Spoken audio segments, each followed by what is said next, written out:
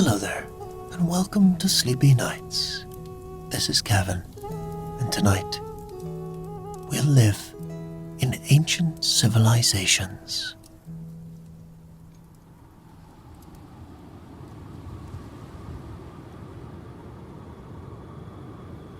You sit on the warm stone steps near the river's edge, carefully rolling your papyrus scroll as the evening sun turns the Nile into liquid gold. As an apprentice scribe, these quiet moments by the water have become your favorite time to practice.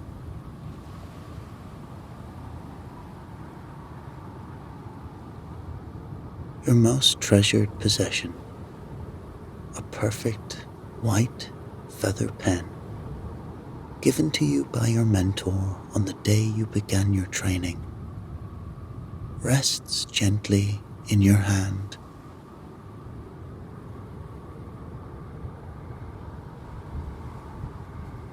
Still studying, my friend?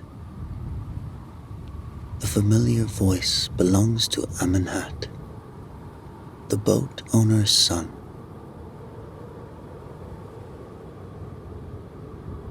His smile is bright as he secures his father's trading vessel to the dock. You've known each other since childhood, and he always lets you use their boat as a peaceful place to practice your writing. Father says you're welcome to stay aboard while we wait for the last deliveries from upriver.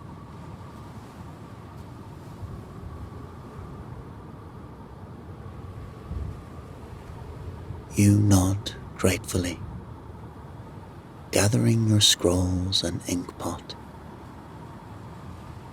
The boat rocks gently as you step aboard, finding your usual spot among the carefully stacked trade goods.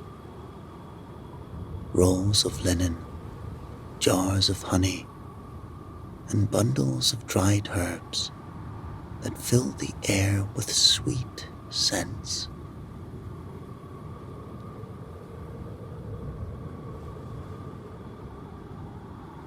From here, you can see the whole river, busy with the last boats of the day heading home. And that's when you notice it. A white ibis, standing perfectly still on a nearby reed bank, its feathers glowing in the evening light. And something about its presence catches your breath. These birds are sacred to Thoth, the god of scribes.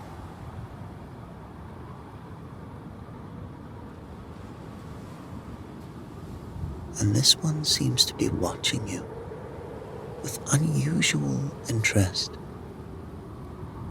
Its feathers look just like your precious pen.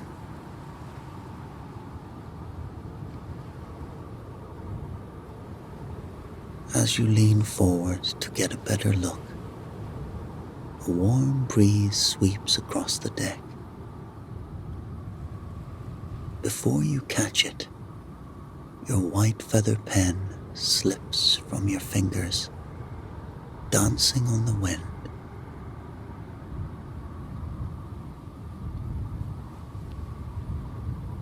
Your heart jumps, but instead of falling into the river, the feather floats up, drifting toward the western bank. The ibis spreads its wings and gracefully takes flight, following the same path as your feather. Amenhat, you call, trying to keep your voice calm despite your worry. Can we follow it?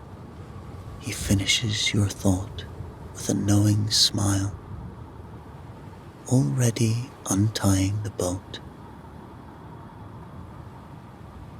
Father's last delivery can wait a while longer. Besides, he adds, looking at the ibis now gliding ahead of your feather. When the god's bird calls, only a fool would ignore it. The boat pulls away from the dock with a gentle sway, and so begins your evening journey, following a sacred bird and a treasured feather into the gathering dusk of ancient Egypt.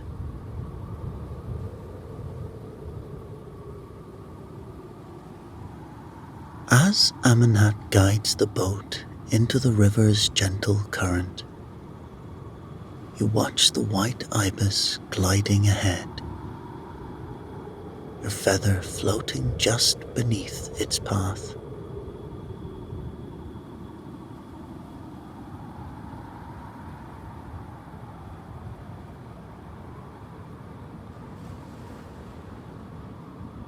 The great bird seems to pause occasionally, as if making sure you're following. The last rays of sunlight catch its wings, making them shine like polished limestone.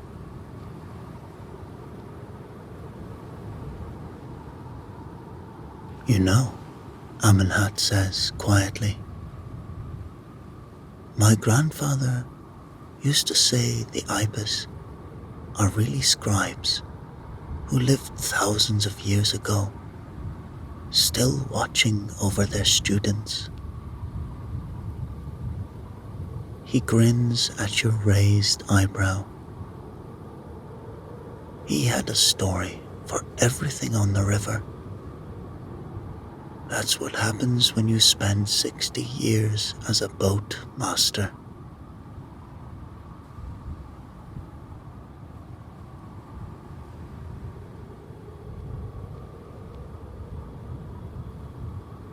The familiar sounds of river life surround you as you drift downstream.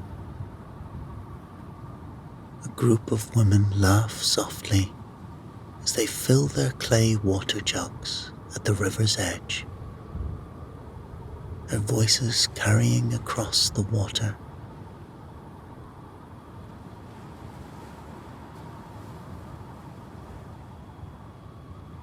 They wave as you pass. You recognize them from the market, where you sometimes help your mentor record grain scales. Two young boys herd their goats along the bank,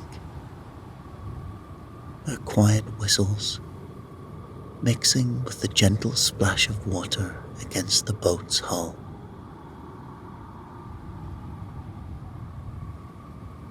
Look there! Amenhat points to a fishing boat, pulling in its nets for the day. Old Kennemun's had a good catch.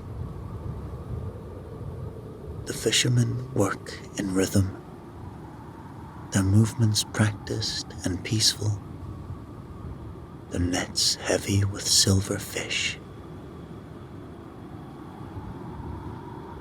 You've written their receipts many times in your practice sessions, carefully noting the weight and type of each fish. The boat drifts past a cluster of papyrus reeds, their tall stems swaying like dancers in the evening breeze. You remember learning to write hieroglyph for papyrus, how your mentor showed you that its shape mirrors these very plants.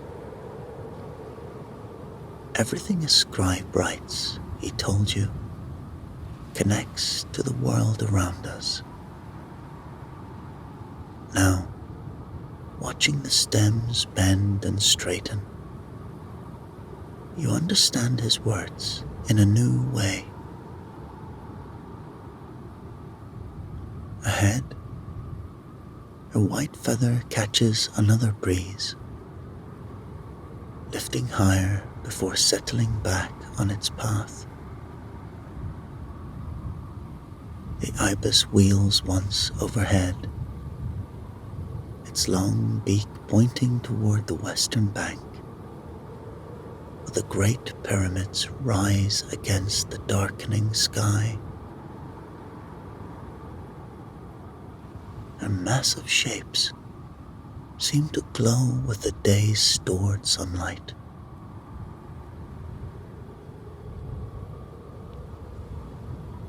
My brother Nacht works there, Amenhat says proudly, steering the boat slightly to follow the ibis's path. He's part of the team laying the outer casing stones. Says it's like fitting stars into the sky. Each one has to be perfect. He pauses, reading your expression. Would you like to see? He's probably finishing his shift soon.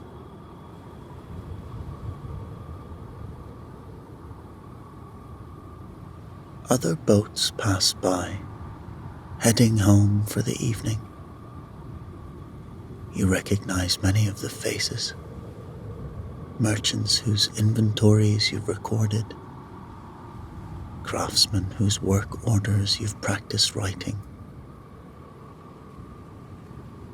They call gentle greetings across the water. Hey, young scribe, following Thoth's bird? An old pearl dealer shouts with a knowing smile. May he guide your reed pen true.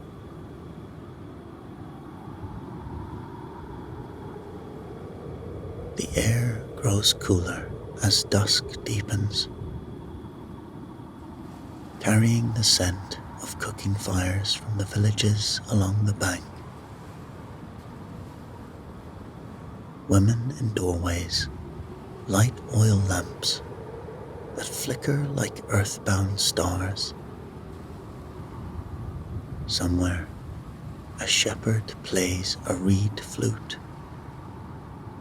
its notes drifting across the water like scattered flower petals.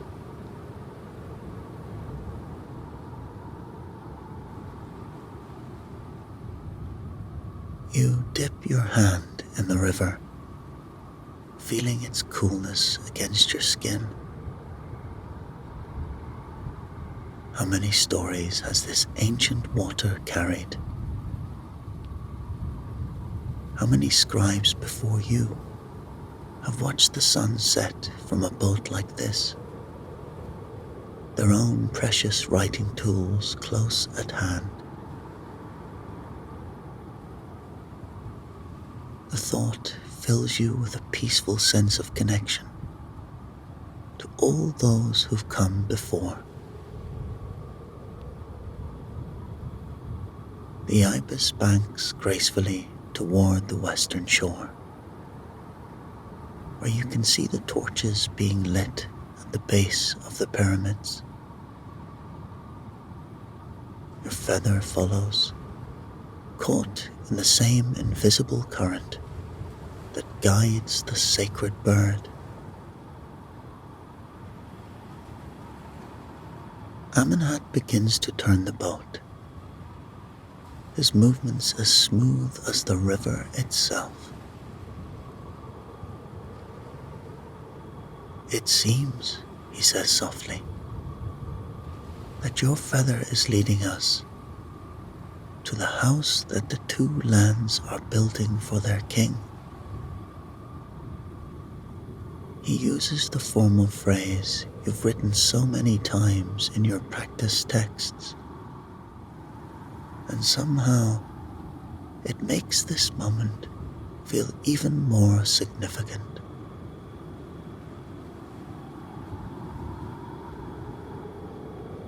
The boat glides on through the gathering darkness, moving from the busy world of the river toward the eternal silence of the pyramids, following a white bird and a floating feather into what feels increasingly like a dream.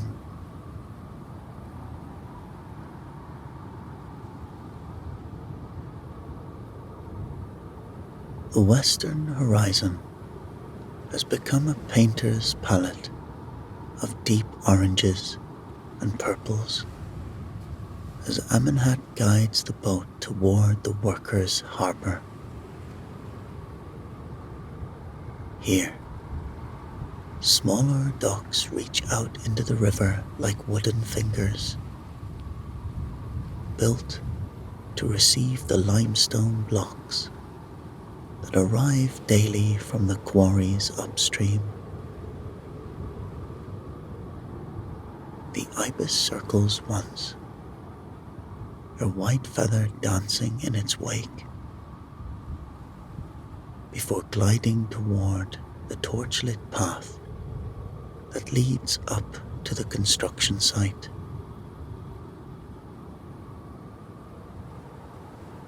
"There's Noct now," Amenhat says, pointing to a tall figure carrying a measure rope.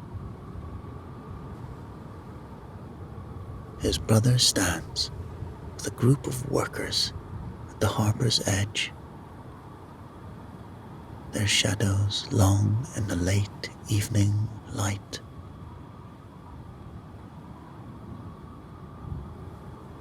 Like most craftsmen finishing their day's work, Noct's cloth kilt bears the white dust of limestone, marking him as one of the skilled builders of the Great Pyramid.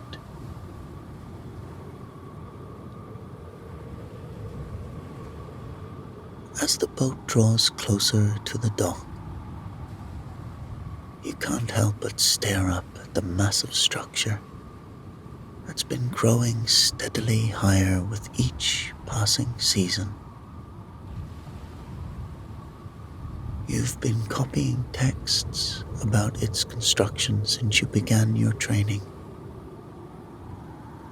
Precise measurements, worker rotations, delivery schedules.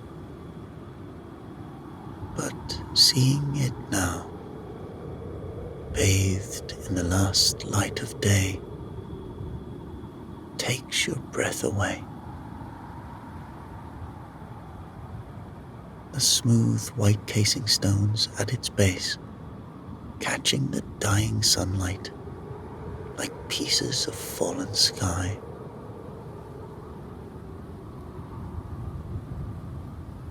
The night crew is preparing to take over, Nacht calls as he helps secure the boat. His hands are rough from working with stone, but his movements are gentle with the mooring rope.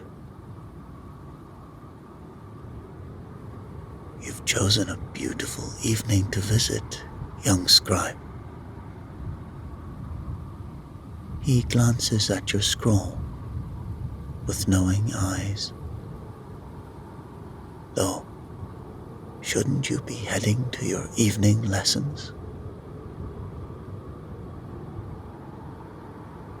You explain about the feather and the ibis as workers stream past on their way home, carrying their tools and sharing quiet conversations about the day's progress.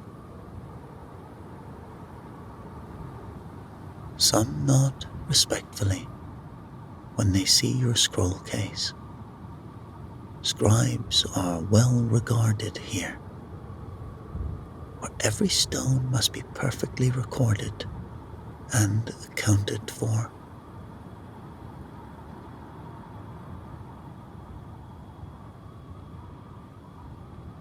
The ibis has landed near the base of the worker's path, waiting with what seems like infinite patience.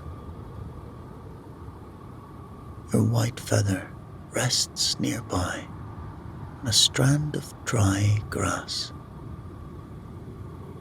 gently moving in the evening breeze, but making no attempt to fly further. The sacred bird turns and looks at you, its eyes reflecting the first stars appearing in the darkening sky.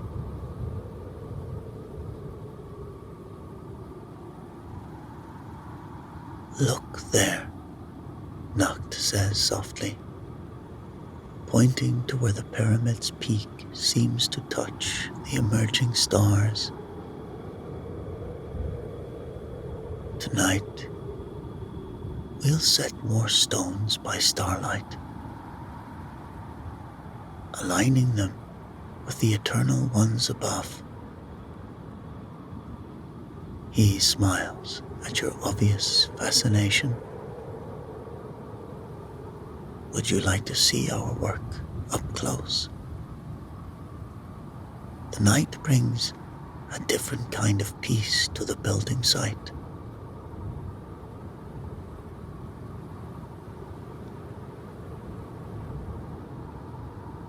The air has grown cooler now, carrying the scent of desert herbs and limestone dust. Cooking fires are being lit in the workers' village nearby, and you can hear the distant sound of children being called home for evening meals. A crew of torchbearers moves along the pyramid's base, bringing light to the paths where the night workers will soon continue the never-ending task of building eternity. Your mentor's words come back to you. "A true scribe must observe everything. For how can we record what we haven't truly seen?"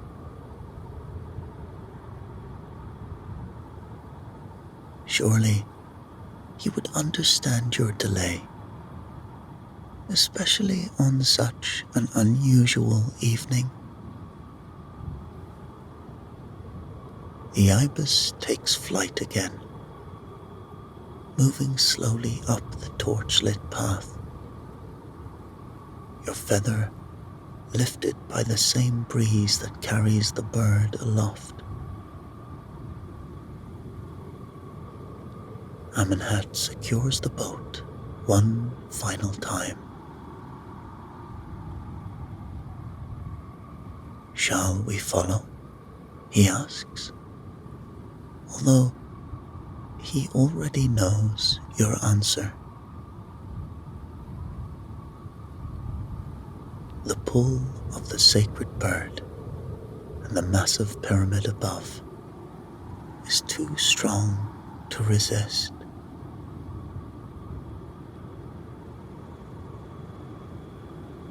You step onto the harbor's wooden planks, still warm from the day's sun, as Nacht leads you and Amenhat up the well-worn path. Workers finishing their day shift pass by, their faces tired but peaceful, each one carrying the tools of their trade: copper chisels, measuring ropes, smoothing stones.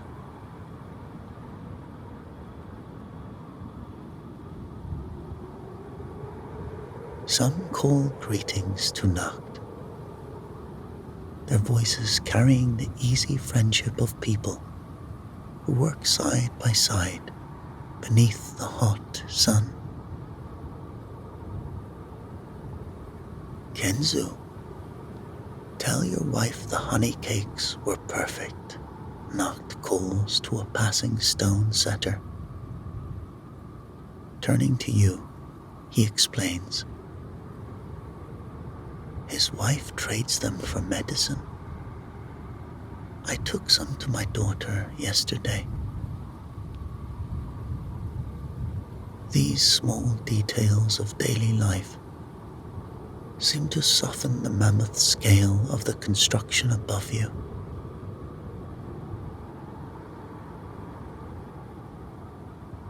The ibis has landed again, perched atop a limestone block that waits to be lifted into place tomorrow. Your white feather rests at its feet, glowing softly in the deepening dusk. And against the darkening sky, you can see the massive ramps that wrap around the pyramid's sides like giant ribbons, their surfaces solid with crushed limestone and clay. Teams of night workers are beginning to gather, checking ropes and rollers, their quiet conversations mixing with the sound of torchwood crackling. You pass the scribe's station, a simple wooden shelter where during the day your fellow apprentices record every stone's placement, every worker's contribution, every measurement and alignment. Rolls of fresh papyrus wait for tomorrow's records. You often dream of working here, helping to document the building of eternity.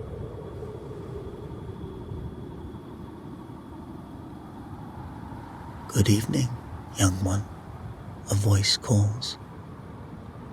It's Imhotep, one of the master scribes you've seen speaking with your mentor. He's finishing his day's records, his reed pen moving swift and sure across the papyrus. Following God's messenger, I see. He nods toward the ibis with a knowing smile. Sometimes the most important lessons come after the formal teachings end.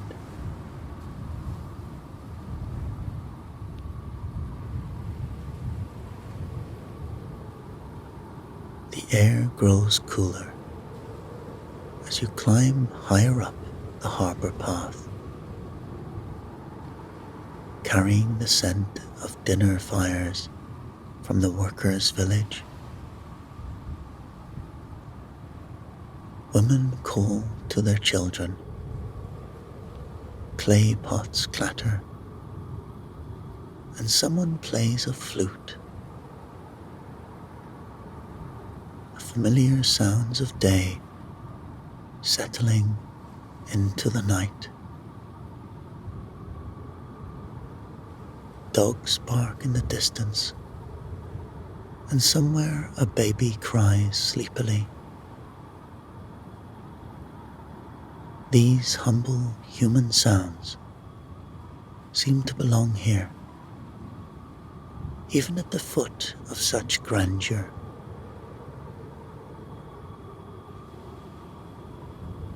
Nacht pauses at a wide spot in the path, letting a team of night workers pass with their torches. The ibis takes flight again, moving toward the pyramid's base, where massive casing stones gleam in the torchlight.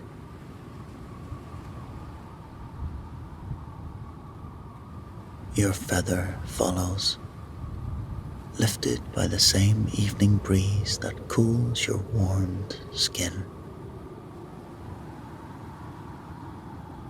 The night crew begins their work soon, Noct says softly. They say the stars guide their hands as they fit stone to stone. He points to where the first evening star has appeared above the pyramid's peak. Shall we go see? The path ahead glows with torchlight, and the sacred bird seems to beckon you forward into the gathering night, toward mysteries that feel both ancient and new.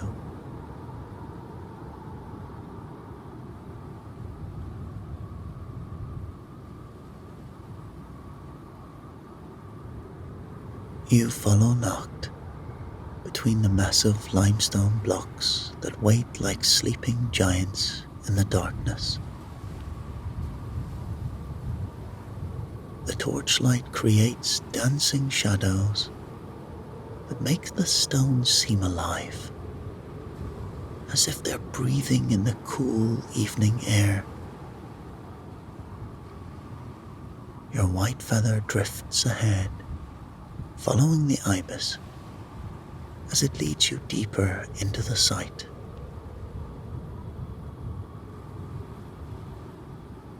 Watch your step here. Noct guides you around a series of wooden rollers.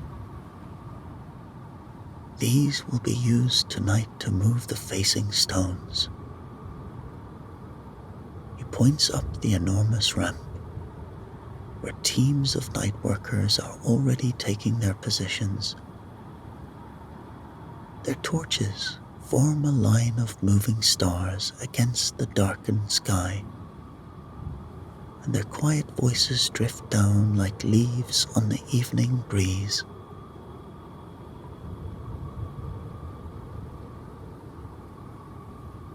The ibis lands on a massive wooden lever, the kind you've drawn countless times while copying engineering documents. In the flickering light, you can see the intricate systems of ropes and counterweights that will help lift the stones during the night shift. Your feather settles nearby, stirring gently with each breath of wind. Ah, young Noct, a deep voice calls out. An older man approaches, his shaven head gleaming in the torchlight. You recognize him as Senimut, the master builder whose measurements you've been studying in your lessons. And what's this? A scribe's apprentice. He peers at your scroll case with interest. Come, you should see this. We're about to set a perfect stone. You follow Senimut to where a massive limestone block hangs suspended in an intricate cradle of ropes. Workers move around it with practiced grace, checking knots and alignments. One man runs his hands over the stone's surface, feeling for imperfections might prevent it from fitting perfectly with its neighbors. You've written about this process dozens of times, but seeing it fills you with quiet awe. Look here. Cinnamon points to where copper guide pins gleam in the torchlight. These will help us place it exactly within the width of a hair. Stars above guide us, but these little pieces of copper keep us true.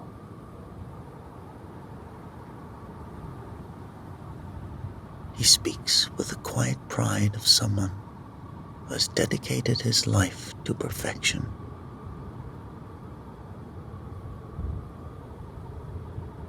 The ibis watches from its perch as the workers begin their careful choreography.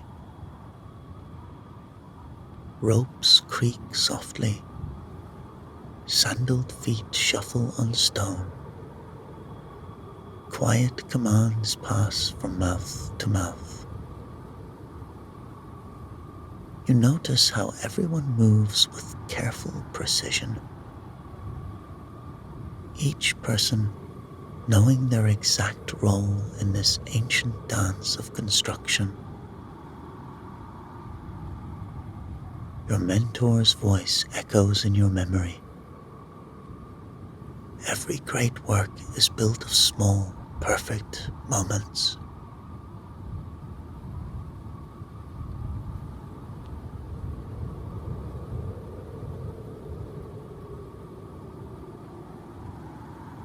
Nacht points to a group of men consulting a measuring cord marked with knots. See how they check the angles. They'll work through the night by torchlight. But every stone must be as perfect as if Ra himself were watching. His voice carries the same pride you hear when he speaks of his daughter.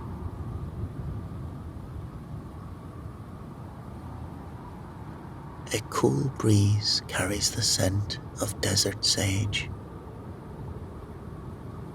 From this height, you can see the workers' village below, now dotted with cooking fires that mirror the stars above.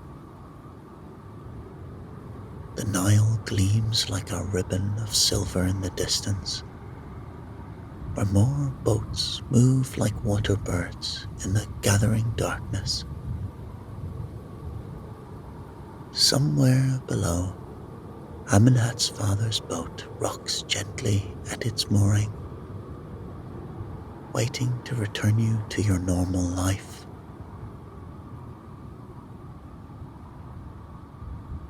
The ibis takes flight again, circling the construction site before landing near a small grove of palms. It grows improbably among the limestone chips and building debris. Your feather follows, drawn as if by an invisible thread. As you watch the sacred bird, Seminot speaks softly beside you. You know, young scribe, we builders have a saying. The stones know where they belong. Every block we raise has its perfect place, waiting since the beginning of time. He gestures to where your feather drifts toward the grove. Perhaps your feather knows its place too.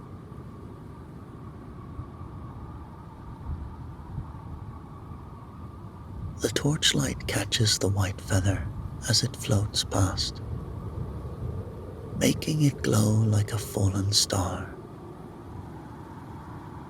The ibis stands perfectly still now, watching you with ancient eyes that seem to hold mysteries deeper than the foundation stones beneath your feet. Around you, the night crew continues their work. The subtle sounds of construction mixing with the evening prayers now rising from the village below.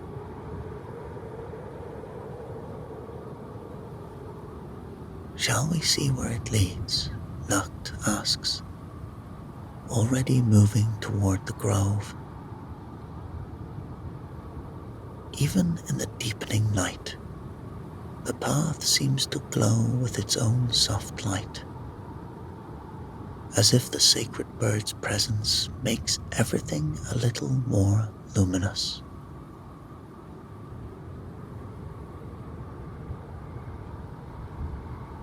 The palm grove appears like an oasis of stillness within the bustling construction site.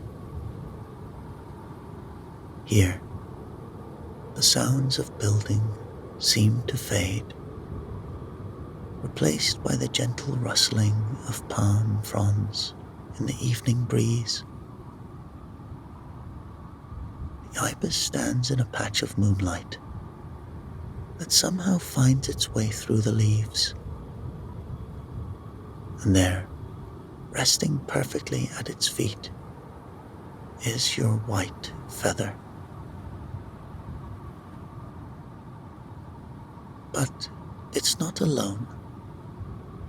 Scattered around the sacred bird, as if arranged by invisible hands, lies a collection of perfect white feathers.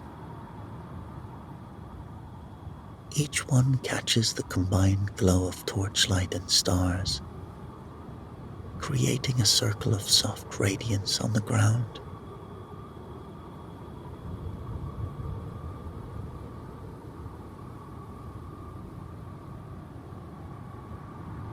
Your original feather rests at the center, indistinguishable from its companions, except for the familiar way it speaks to your heart.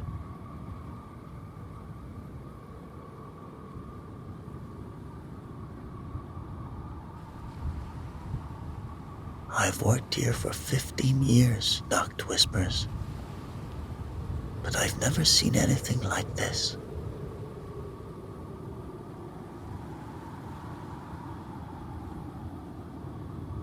He stays at the edge of the grove, as if understanding this moment belongs to you alone.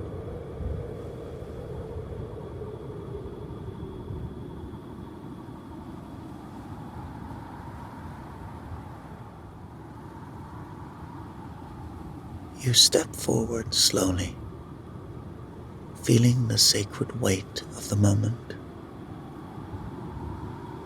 The ibis watches you with infinite patience, its dark eyes reflecting pinpoints of starlight. In all your studies of holy texts, you've read how Thoth, the god of scribes, takes the form of an ibis to guide those who seek wisdom. Now, standing in this impossible grove amid the world's greatest construction, those ancient words feel more real than the stone beneath your feet.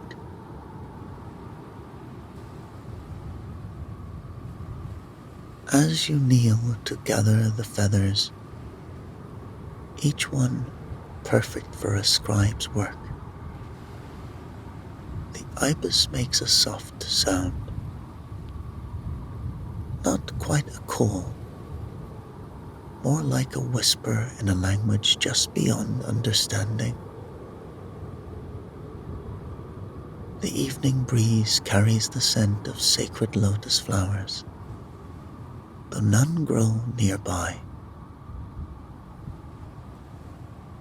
You carefully wrap the feathers in a corner of your linen shirt, handling them with the same reverence you show to fresh papyrus scrolls.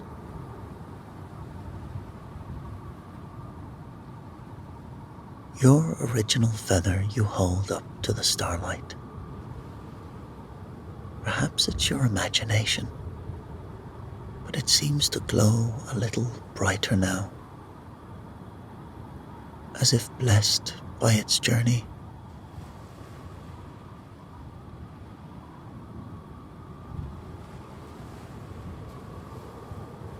The ibis bows its head once, a gesture so human-like that your breath catches.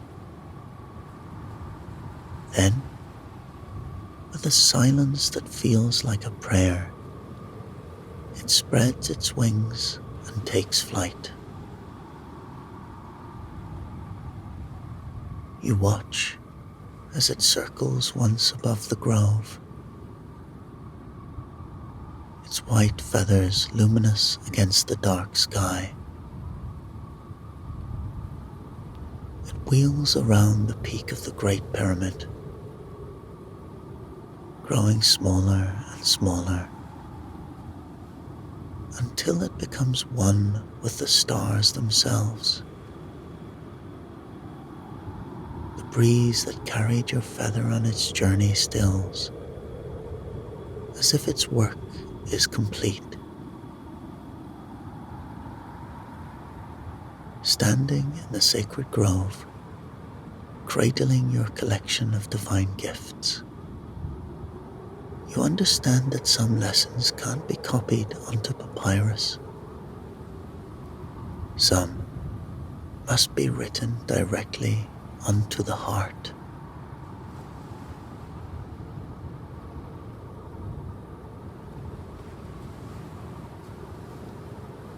You walk back down the winding path with Nacht and Amenat, your precious bundle of feathers secure against your chest. The Great Pyramid rises behind you, its white limestone casing catching starlight and torch glow, while ahead the Nile flows like liquid silver under the rising moon.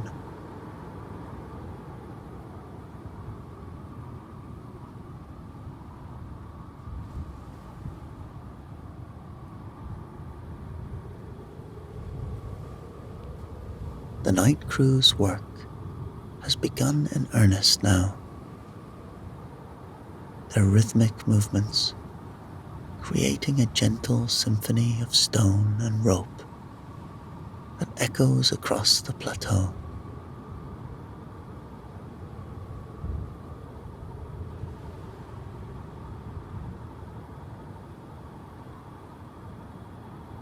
My father will have finished his deliveries, Amenhat says softly as you reach the harbour. We should return you to your studies. But his voice carries understanding of what you've witnessed, knowing some moments are worth more than all the lessons in the scribe's library.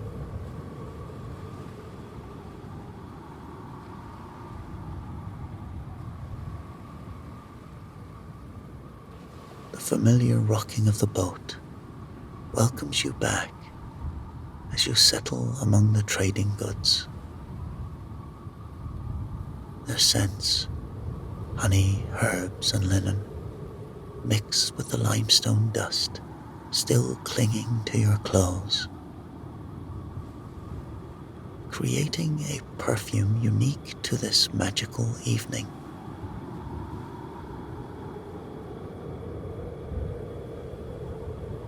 Nacht waves from the dock as Amenhat guides the boat back into the river's current.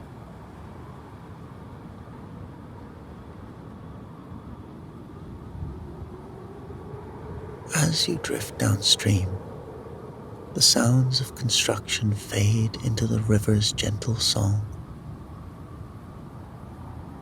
The night has fully claimed the sky now. The stars wheel overhead in their eternal dance. You hold one of your new feathers up against the starlight, seeing how it catches the moon's glow, just as the ibis's wings had done.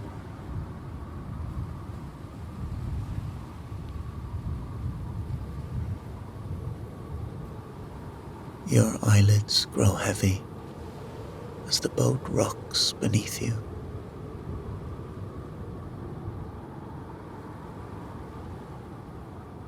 Tomorrow, you'll return to your lessons, but you'll bring with you more than just new writing implements. You'll carry the memory of this sacred evening, of following a divine messenger, of standing among the builders of eternity.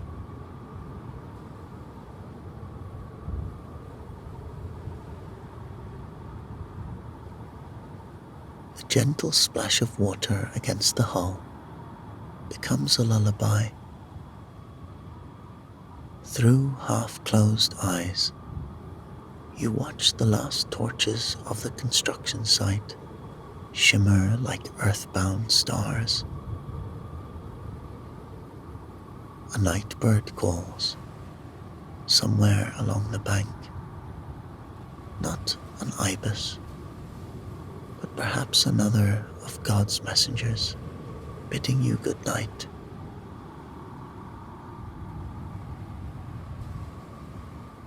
The boat rocks, the river flows, the stars wheel overhead. Your precious feathers rest safely in their wrapping. As your thoughts drift like lotus petals on the current,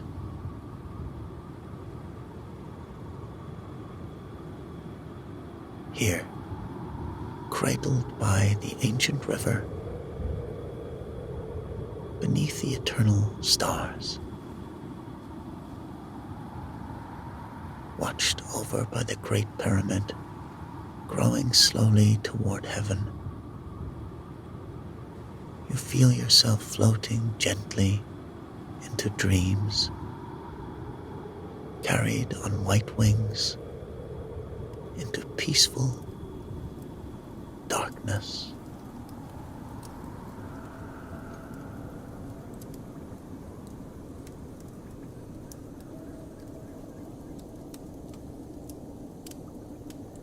The great plaza of Palenque stretches before you in the golden light of late afternoon. Its polished limestone surfaces reflecting the dying sun. You hurry across the courtyard, the leather satchel containing your writing materials bouncing against your hip. Today marks the beginning of your training as an astronomer priest under Master Akbal, the most revered star reader in all the kingdom. The dry season has arrived, bringing clear skies, perfect for celestial observation. Around you, the town bustles with evening activity. Nobles returning from court, merchants closing their stalls, children playing bowl games while mothers grind maize for evening meals. The scent of copal incense drifts from household shrines, mixing with the earthy smell of the surrounding jungle.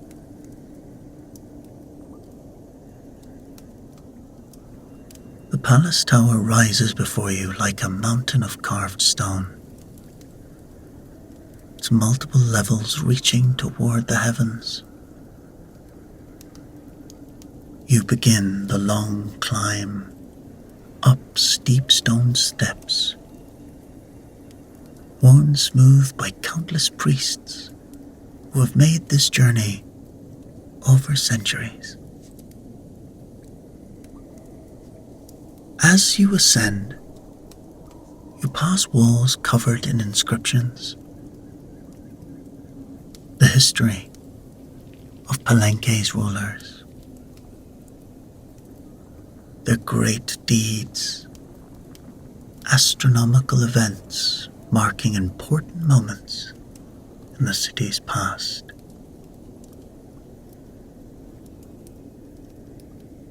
Slowly, young scribe, comes a voice from above.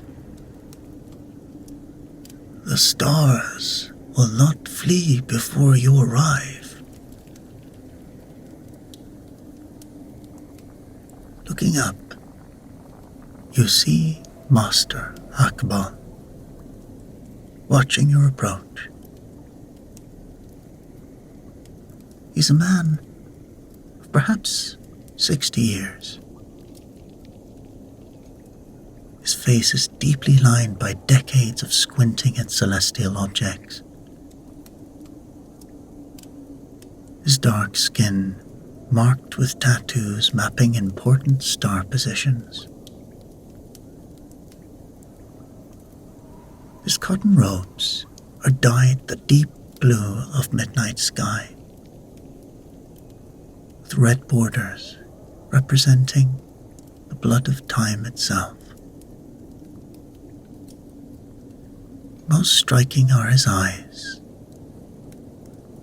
They seem to reflect starlight, even during the daytime. Master, you say, catching your breath as you reach the top level. I come as summoned, and as eager as a jaguar cub, he observes with amusement. Good, good.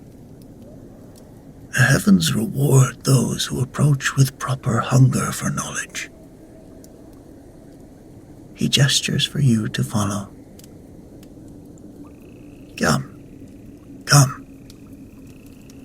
Let me show you where gods and mortals can speak together.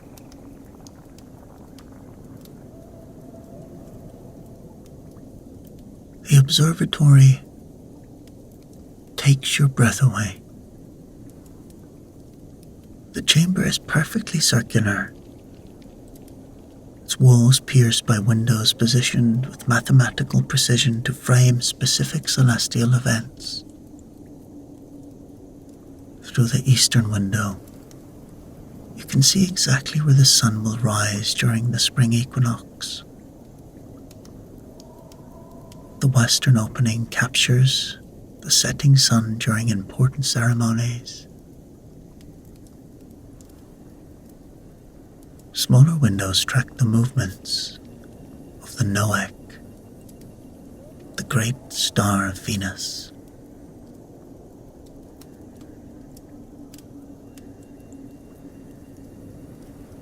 In the center stands a low altar covered with instruments, both practical and mystical.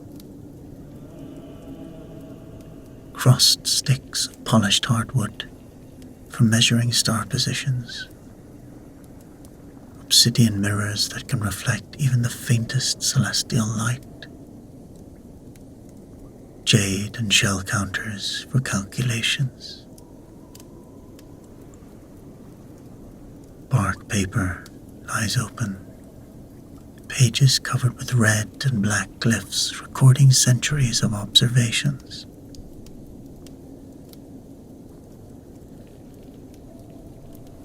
Our ancestors built this place as a conversation chamber,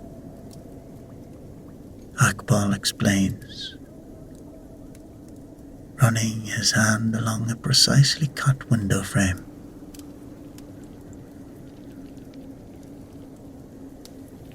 Here, we listen to the gods speak through the dance of stars and planets. Every movement has a meaning. Every cycle carries messages about proper timing for planting, ceremonies, war, peace.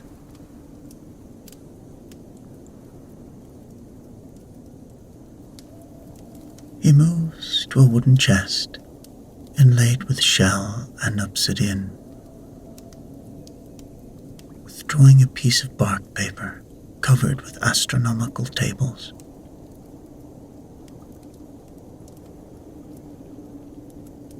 This records the movements of Noach, Venus.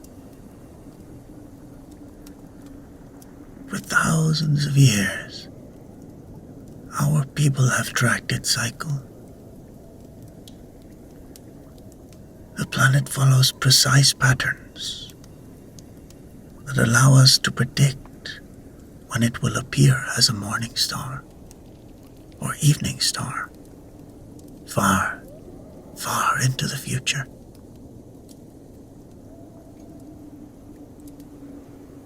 As the sun begins to set, other astronomer priests arrive.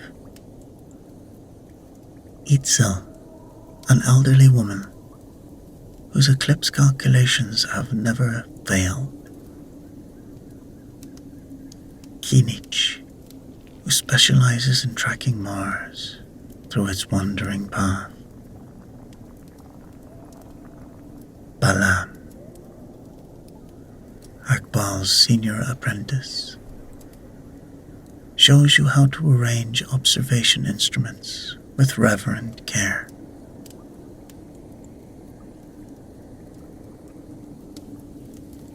We begin each night by honoring those who give us light, Akbal says, lighting a clay brazier filled with copal resin. Sweet smoke rises in spirals, carrying prayers to the Creator God who rules the heavens.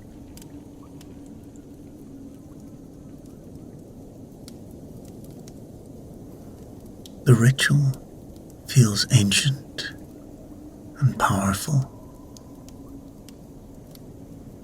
connecting this moment to countless generations of stargazers.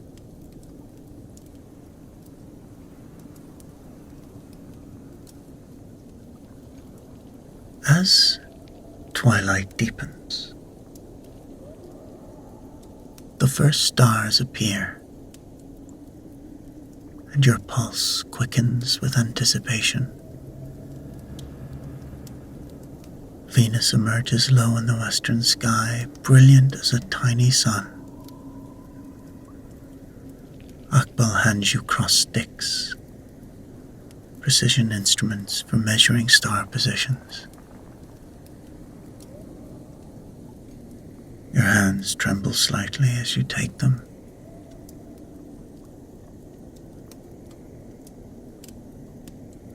Place your eye here, he guides.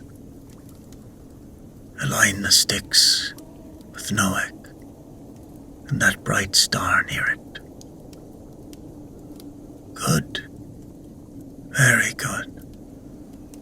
Now we mark the exact position on our star chart.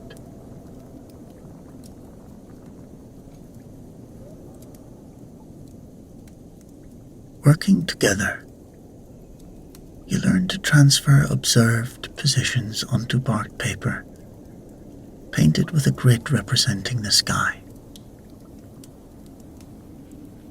Each measurement must be precise, each mark carefully placed. Your concentration is so intense feels like holding your breath underwater.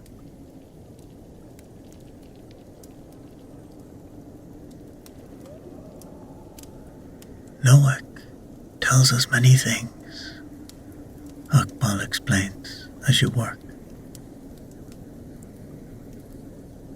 When it appears as a morning star, it favors new beginnings. As an evening star, it calls for reflection and ceremony.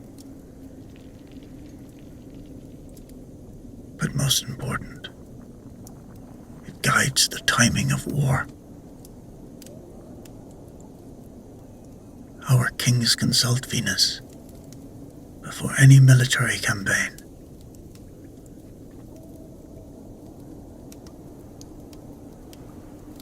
The night deepens, revealing more stars that fill you with pure wonder.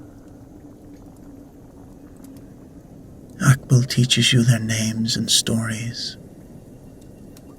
The Scorpion constellation rising during rainy season, the turtle stars marking time for planting maize,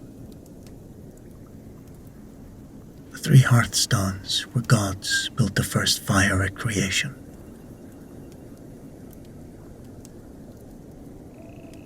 Each constellation carries layers of meaning: agricultural, ceremonial, mythological. Listen, Akbal says suddenly. From the jungle below comes the deep call of howler monkeys. Even the forest creatures know the rhythms of sky and earth. They call at sunset, at midnight, at dawn. Their voices marking the time like the priests.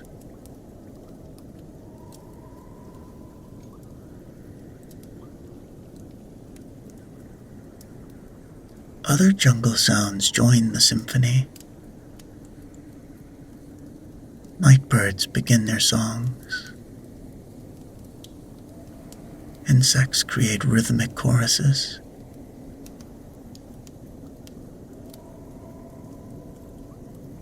Somewhere a jaguar roars.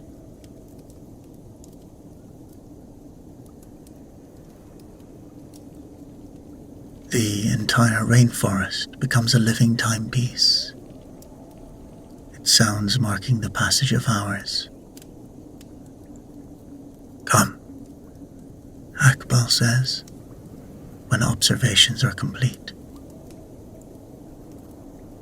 Now, you will see where time itself is born.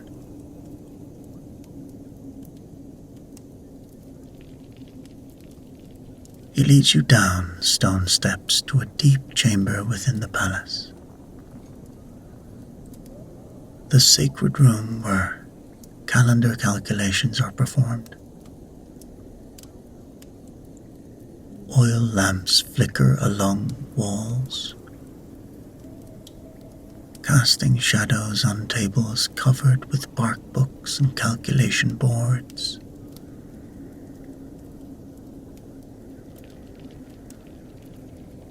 Here, generations of astronomer priests have worked out the mathematics that keeps Maya's civilization synchronized with cosmic time.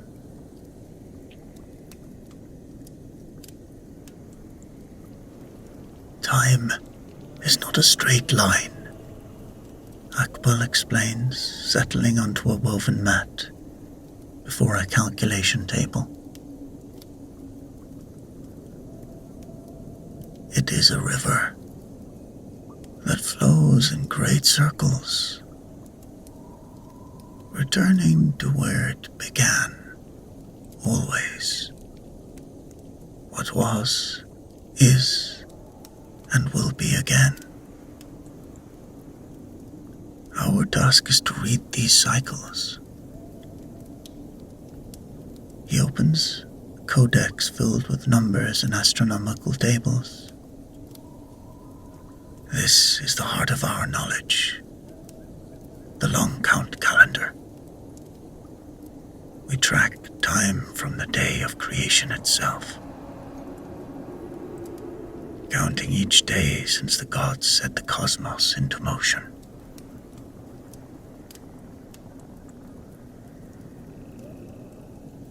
The Maya use a counting system based on 20, with only 3 symbols: a dot for 1, a bar for 5, a shell for 0. With these simple tools, they calculate cycles spanning thousands of years.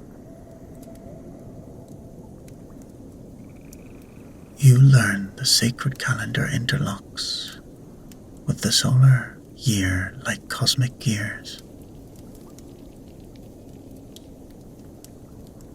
But why do the gods speak in numbers, you ask?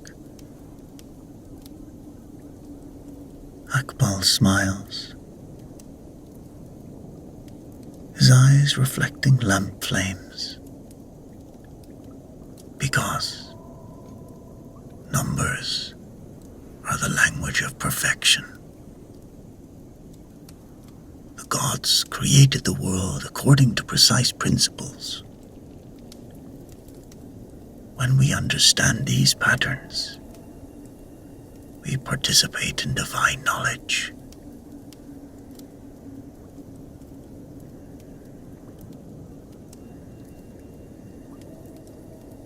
As the night progresses, you begin your first calculations under his guidance. You learn to predict when Venus will rise as morning star, to calculate the date of the winter solstice, to determine favorable days for ceremonies. But then, you make a crucial error.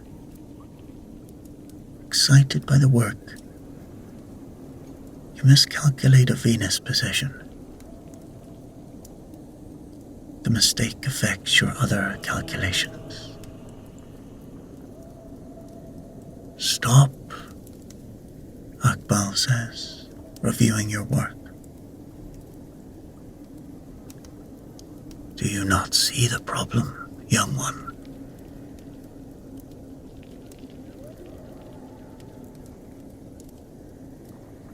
Your heart sinks as you realize your mistake. The Venus calculation. I counted wrong. Precision is everything, he explains patiently. One small error corrupts everything that follows. This is why we check and double check.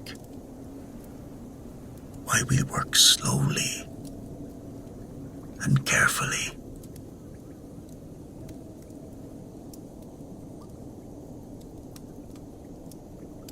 Starting over, you work with new respect for accuracy. This time you proceed carefully, checking each step. When you complete the calculations correctly, relief floods through you. Yes, much better, Akbal approves.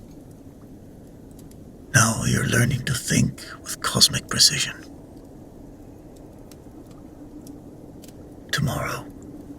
Tomorrow brings a special test, Akbal announces as midnight approaches. The sun will pass directly overhead at midday. The zenith passage. Now, if our calculations are correct, a vertical stick will cast no shadow at exactly noon. This happens only twice a year at our latitude.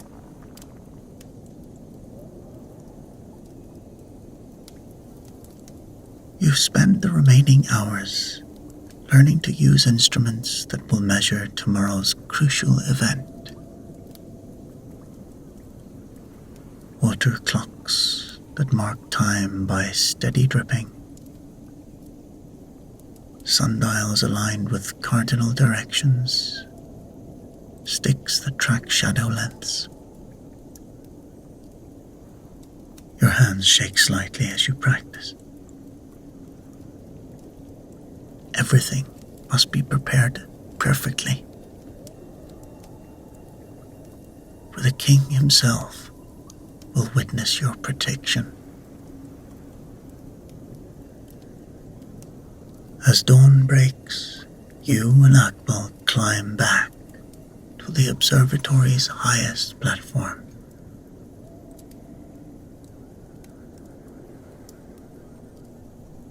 Venus appears as a morning star exactly where your calculations predicted. In the distance, howler monkeys begin their haunting calls. And the city below stirs to life. Watch closely, Akbal says, pointing to the horizon. This is the moment when night becomes day. Every dawn is a small creation.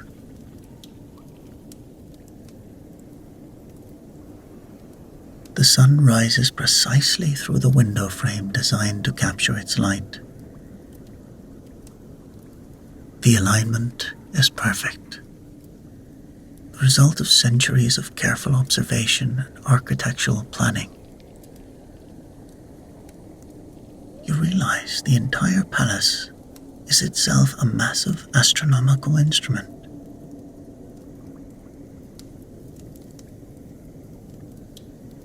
As morning progresses, crowds gather in the plaza below. Word has spread that today brings the zenith passage, and people want to witness this proof. Nobles arrive in their finest regalia. Merchants close their stalls. Even children stop their games to look upward. Your stomach churns with nervous energy as you make final preparations. The water clock must be perfectly calibrated, the measuring stick perfectly vertical. As you do your final checks, your heart stops. And you look at the stick. The shadow it casts seems slightly wrong. Master, you whisper urgently. Something's not right with the angle. He examines the setup quickly, his experienced eye catching what you missed. The base stone shifted in the night rains, he murmurs. Quick, help me adjust it. Working frantically, trying to appear calm, you and Akbal make subtle corrections to the instrument placement.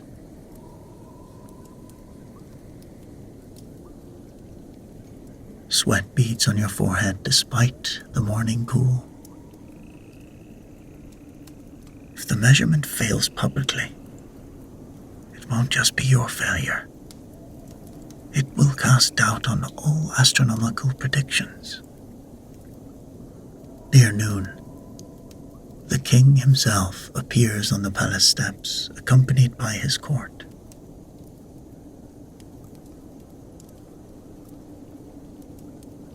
He is powerfully built, wearing jade and feather regalia, marking him as the living embodiment of the maze god.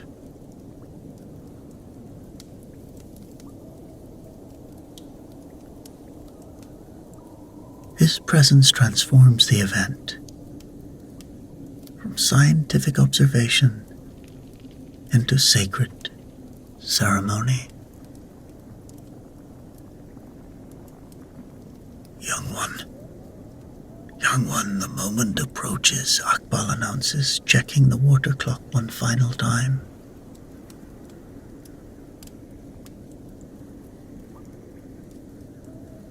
In the plaza below, the vertical pole stands steady, its shadow growing shorter as the sun climbs toward its zenith.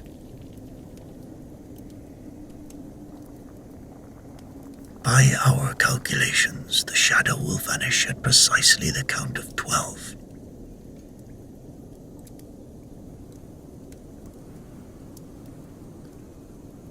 The crowd falls silent.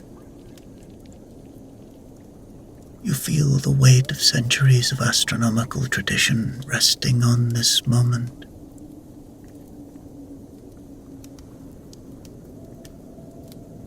Your hands tremble as you watch the shadow shrink. Now, Akbal says. In the plaza below, the shadow disappears. The pole stands in perfect vertical light, casting no shadow at all. A murmur of awe rises from the crowd, and the king nods his approval toward the observatory tower.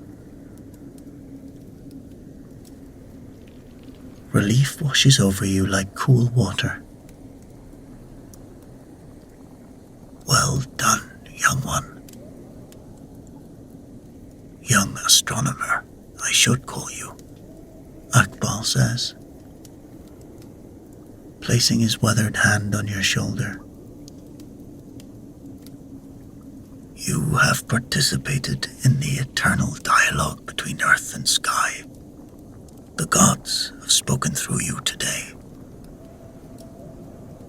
The success marks your acceptance into the community of astronomer priests.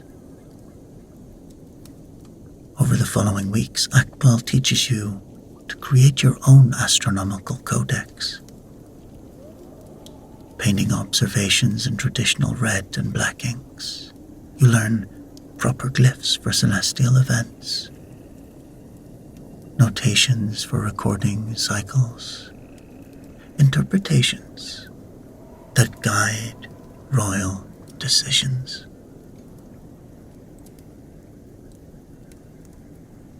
Each mark will make you connect to all who came before and all who will follow. Akbal explains as you work on your first official observations. This knowledge belongs not to us alone, but to all generations. We are the guardians of time itself.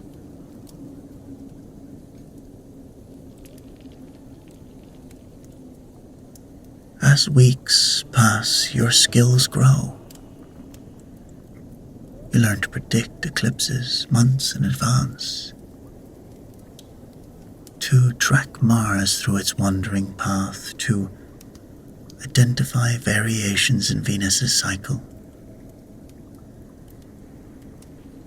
The work becomes calming, each night's observations adding to the great tapestry of cosmic knowledge.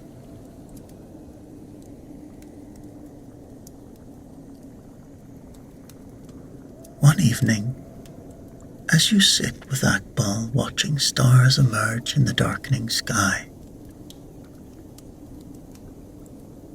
he shares the deeper purpose of your studies.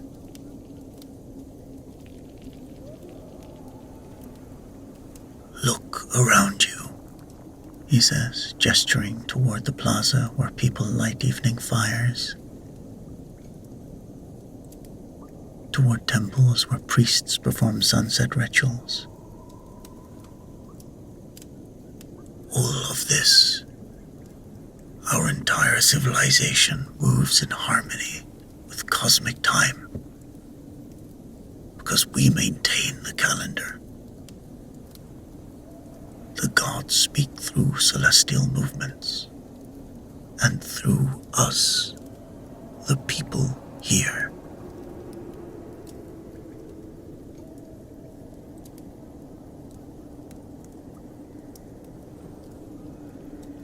The responsibility feels enormous, but also deeply, deeply satisfying. You are becoming part of something larger than yourself.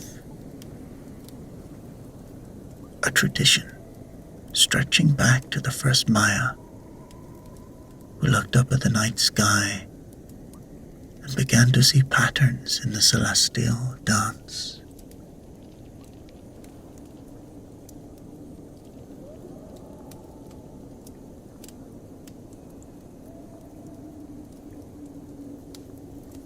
Months later, during your final test, you successfully predict the rising of a major star. Its first appearance after being too close to the sun to observe. When the star appears exactly when and where you predicted, Akbal formally recognizes you as a qualified astronomer priest. Now your real education begins, he says with a smile. For the stars have infinite patience, and their teachings never end.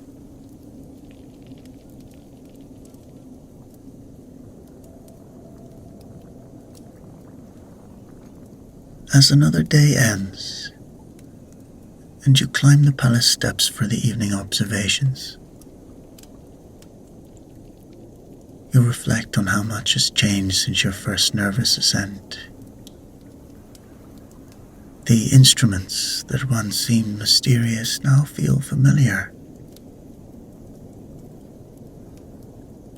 The relationships that once confused you now reveal elegant patterns. Star maps that once appeared random now tell coherent stories.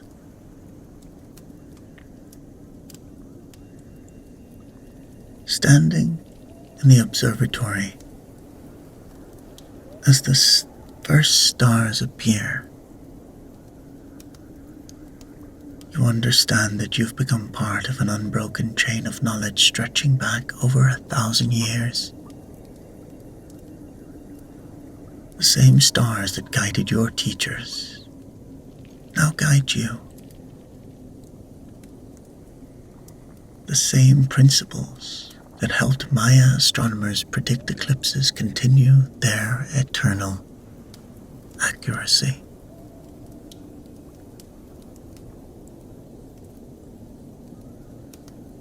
Above you, Venus emerges as an evening star brilliant against the deepening sky.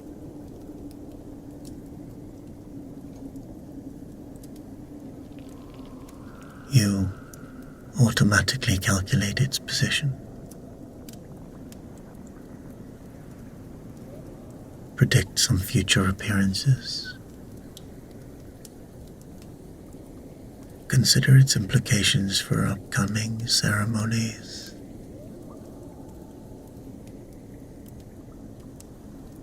The work has become second nature. A dialogue between mind and cosmos that brings both scientific satisfaction and spiritual peace.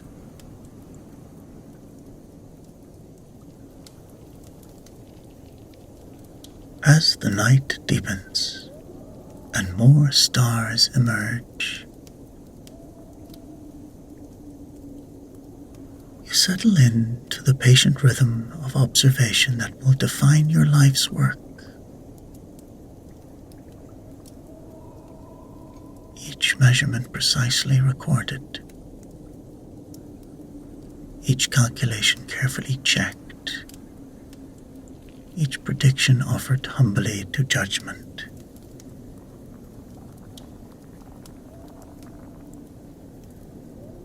Around you, the jungle night comes alive. Monkeys, birds, insects, creating rhythms unchanged since the Maya first looked up at these same stars.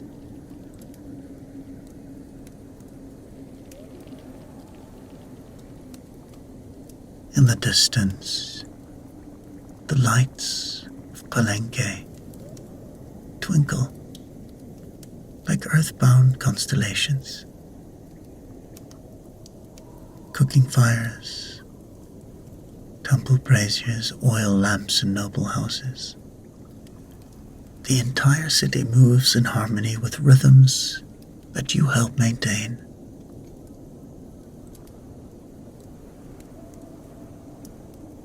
Tomorrow will bring new observations, new calculations, new opportunities to read the language of the gods written in light across darkness. But tonight,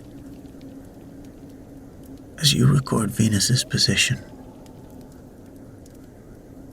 you feel the deep contentment that comes from finding your proper place in the cosmic order.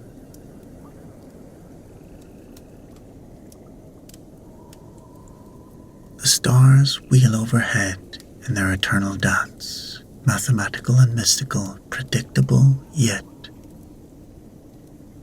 magical. And you, a young Maya astronomer priest, this great city, have learned to join that dance, to read its patterns, and to help your civilization maintain its harmony with the very pulse of time itself.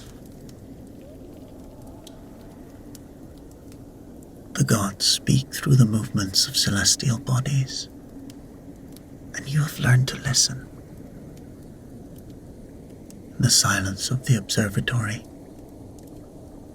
surrounded by tools of astronomical observation, connected to centuries of accumulated wisdom,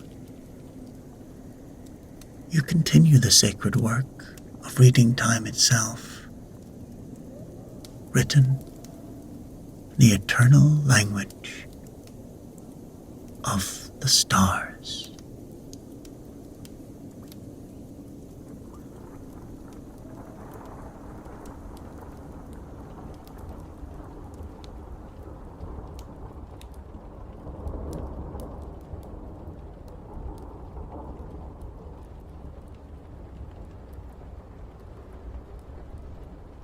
The morning mist clings to the sacred herbs as you kneel beside your mentor, Oisin, carefully cutting stems with a bronze knife. Dawn hasn't quite broken over the hill of Tara, but the first blackbirds have begun their song, their melodies carrying through the pale darkness like scattered silver. The ancient settlement sleeps behind you, its roundhouses still wreathed in the smoke of banking fires, while ahead, the ceremonial path winds up toward the great hill, where the high kings of ancient Ireland are crowned.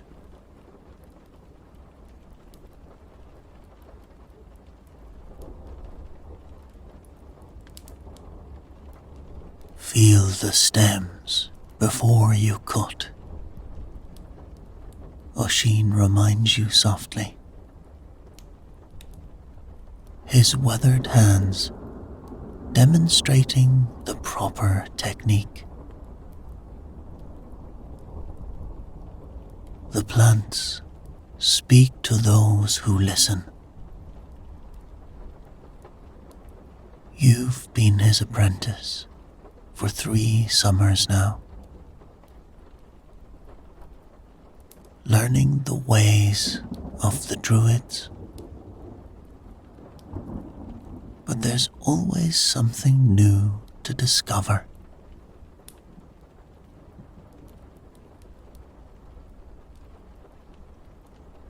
The old druid's oak staff lies beside him, its surface carved with symbols that catch the growing light.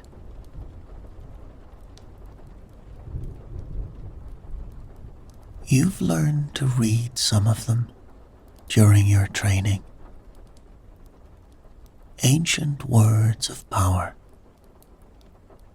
records of sacred knowledge, passed down through generations.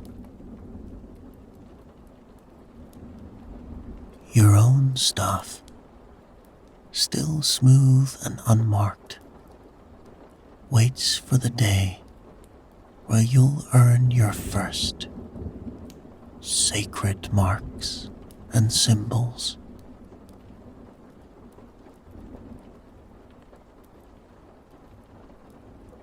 The herbs are especially potent this morning, Oisin observes, adding carefully selected leaves to his woven basket.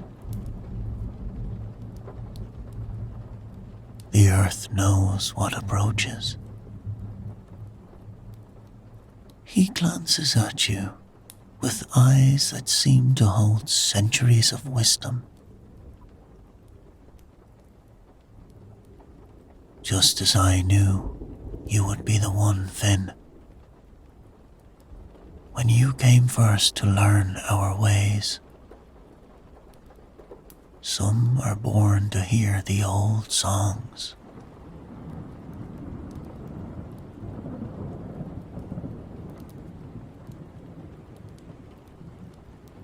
You remember that day?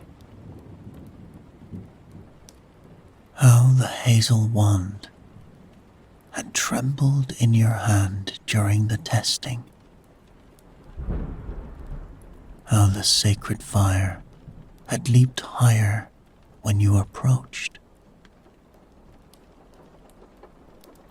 Since then, you've learned to read the flight of birds, to find healing plants by starlight, to hear the whispered wisdom in the wind through ancient stones.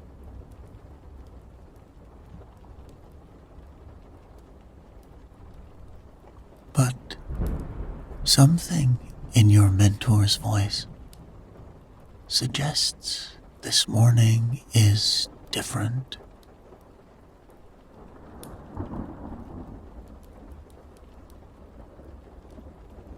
The mist shifts around you as the sun edges closer to the horizon. The scent of dew-touched thyme mingles with burning peat from the settlement's hearths.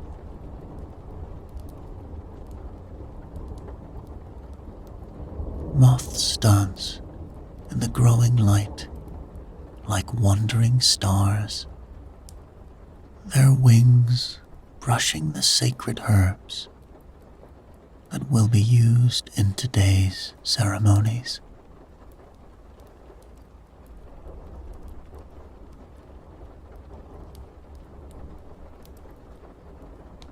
There is a task approaching, Oisin says quietly, reaching for his staff. One that hasn't been undertaken in 7 generations. The ancient ones have shown signs in the pattern of falling leaves, in the flight of winter geese,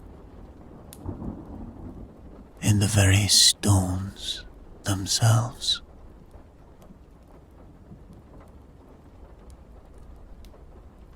He pauses, watching the mist swirl around you both. It's time to raise a new stone circle.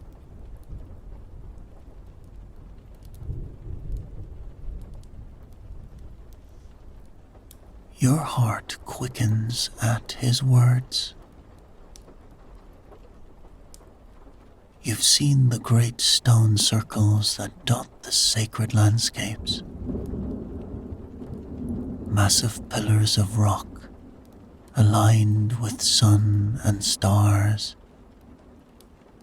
Their shadows marking the turning of the seasons.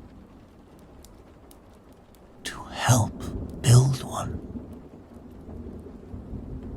The thought fills you with equal parts excitement and awe.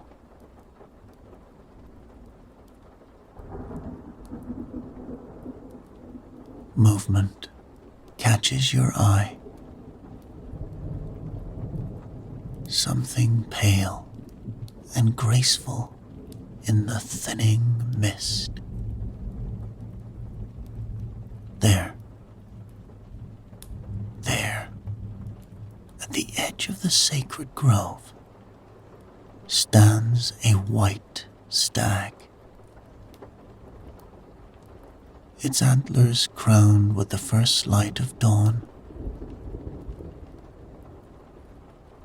It meets your gaze with ancient eyes. Eyes that seem to hold the same wisdom you see in Oisin's face.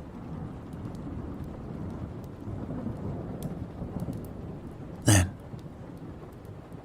as quietly as a falling leaf, it turns and disappears into the mist, leaving you with the certainty that your life as a druid's apprentice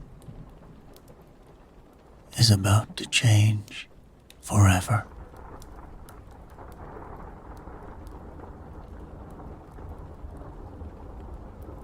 Come, Oisin says, gathering his basket of herbs. The others will be arriving soon. Today, you begin to learn the deepest mysteries of stone and sky.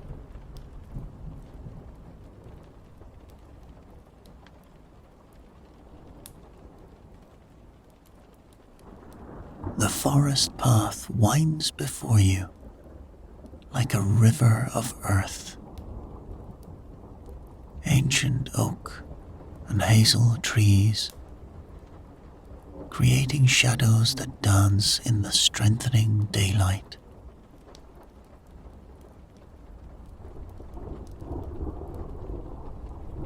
You walk among the elder druids, their white robes brushing the dewy ferns, each step measured and purposeful. Oisin leads the small procession, his staff marking a steady rhythm against the ground that seems to echo through the sacred grove. Watch how the brambles bend, one of the elders, Nile, says softly.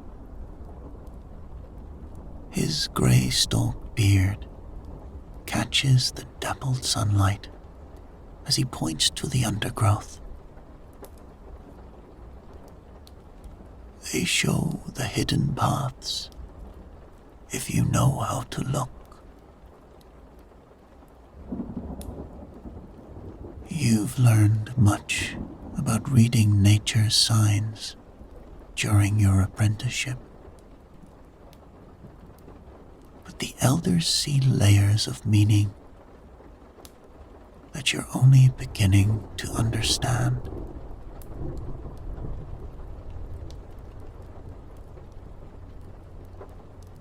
And just then, a flash of white light through the trees catches your attention. The stag from dawn. Its antlers now crowned with morning light. It pauses, watching your group with eyes that seem to hold starlight, before bounding ahead along the path.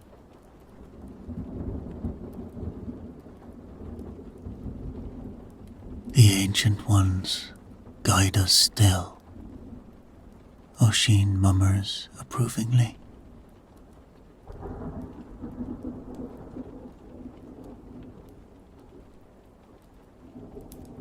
The druids carry their sacred tools with reverence.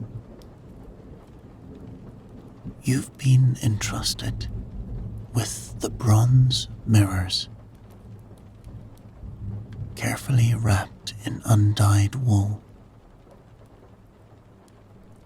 their surfaces polished to capture and direct the sun's path.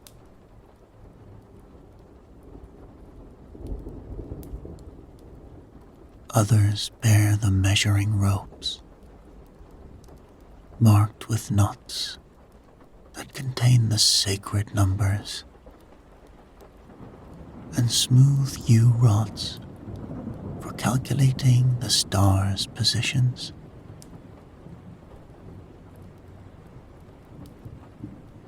Each item has its own chant, its own story, passed down through countless generations.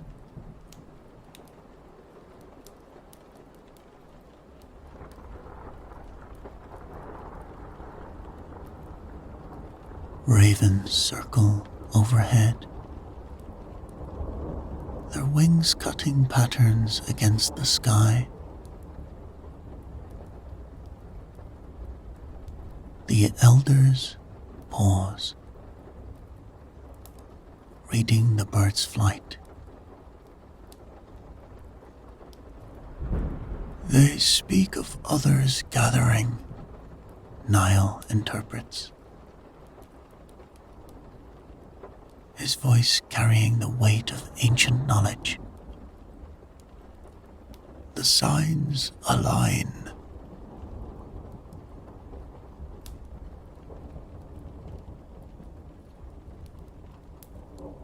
As if summoned by his own words,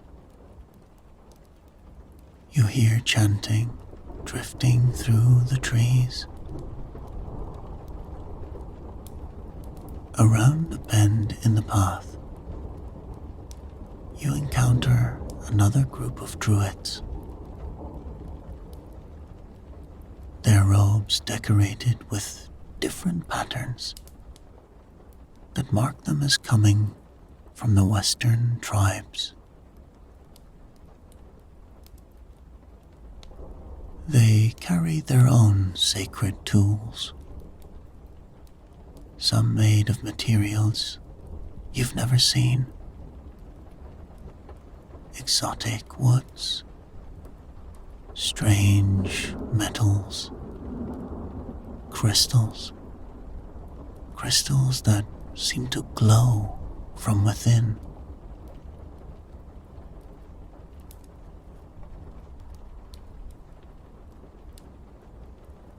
The white stag appears again, more distant now, standing at the edge of a clearing that takes your breath away. Here, forest opens into a natural bowl in the earth. It slopes, creating perfect lines that point to where significant stars will rise.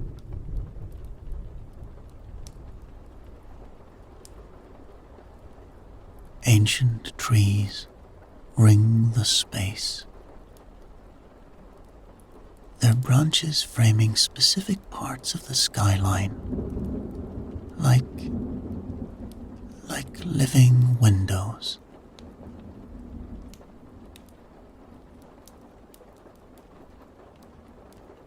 The earth herself has shaped this place,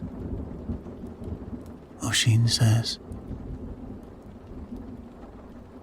Through countless winters, she has prepared it for us.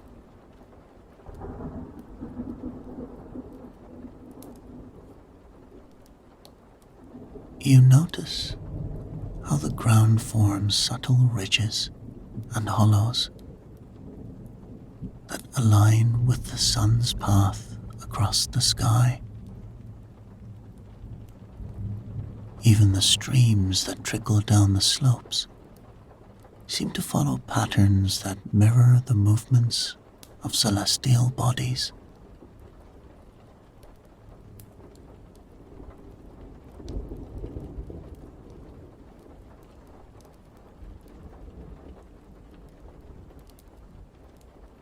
As evening approaches, more druids arrive from different directions,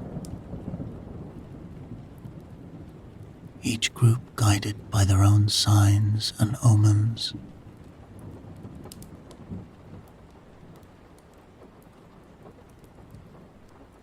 The clearing fills with quiet activity as sacred tools are unwrapped. Measuring ropes are stretched between carefully chosen points, and the first prayers are whispered to the awakening stars.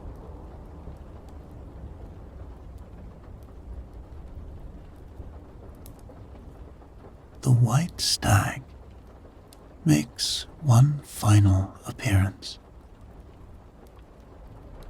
standing perfectly still at the highest point of the amphitheater.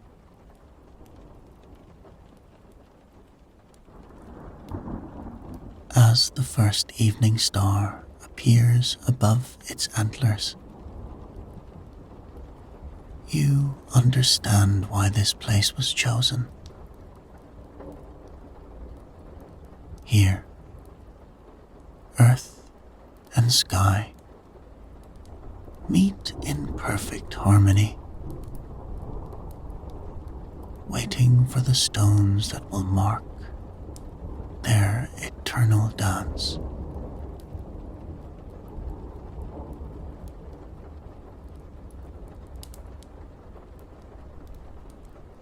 Oisin gathers everyone in a circle as twilight deepens. Now, he says, we begin the ancient work. Tonight, we choose the stones that will stand until the last star falls.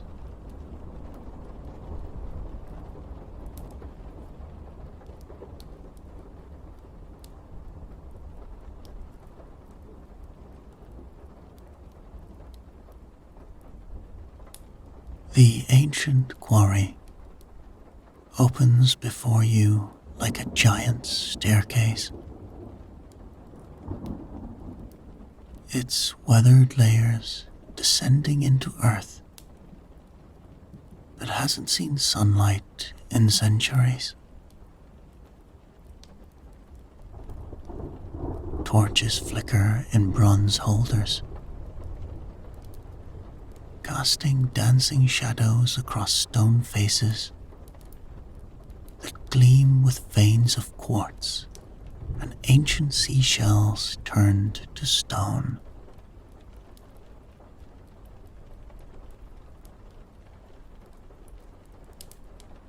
The elders spread out along the quarry's edges,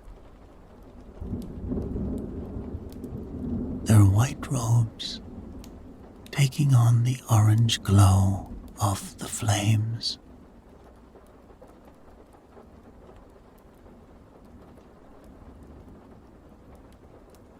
Every stone has a voice, Oisin explains, leading you down worn steps cut into the quarry wall.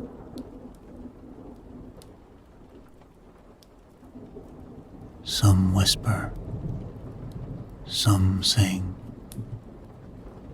and a precious few. He pauses, running his hand along a massive stone face. A precious few remember the first songs of creation.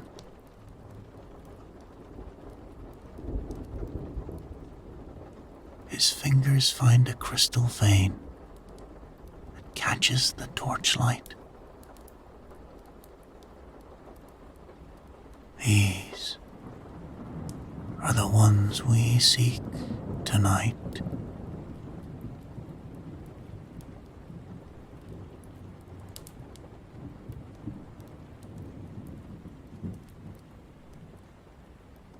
The druids begin a low chant in the old tongue,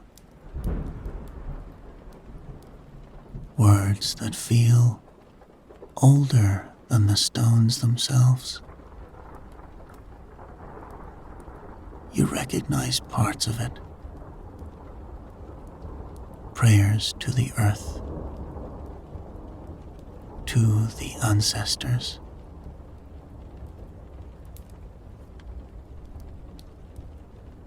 As if summoned by the sound, tiny lights begin to dance at the edges of your vision. The fairy folk, coming to witness the choosing.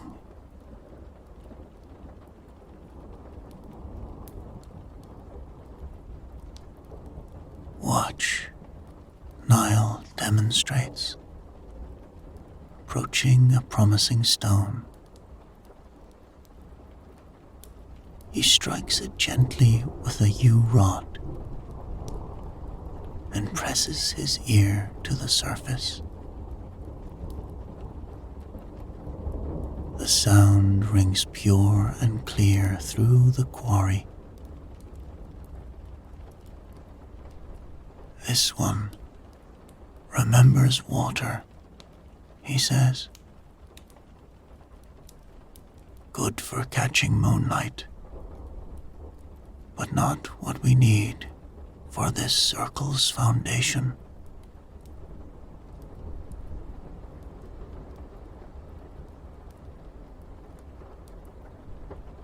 You move among the stone faces, practicing what you've been taught. Some stones feel warm under your touch, despite the cool evening air.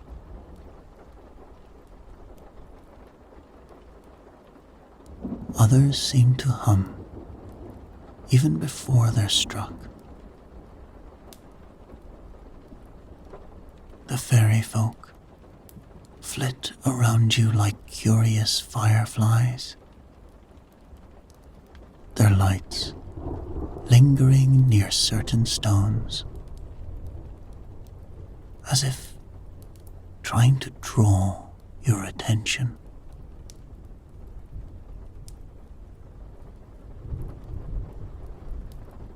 A soft green light hovers near a massive stone, shot through with silver.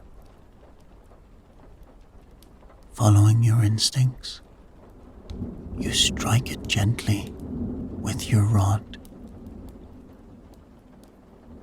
The note that rings out makes the torches flicker, deep and pure, like the earth itself singing.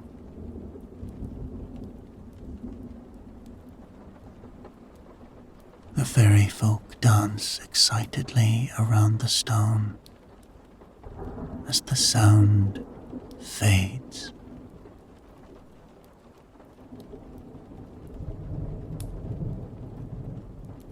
Finn has found one, Oisin calls. The other druids gather, adding their own testing sounds to yours. Each strike builds on the last, creating harmonies that seem to wake something deep in the rock.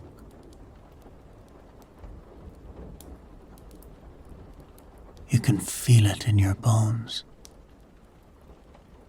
This stone wants to be part of the circle.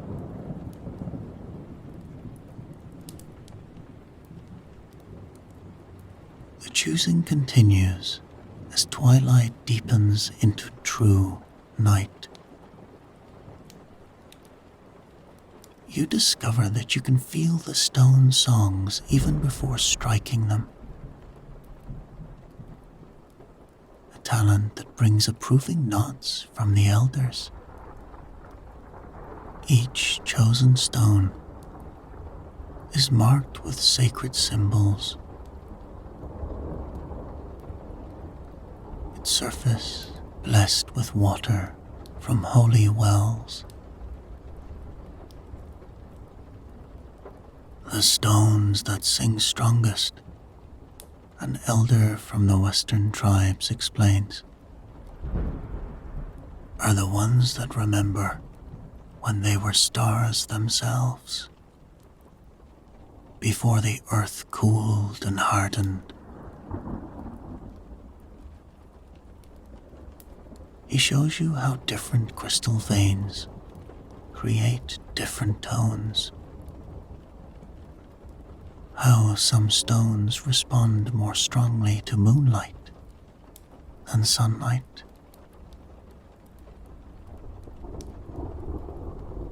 The fairy folk become more visible as night falls.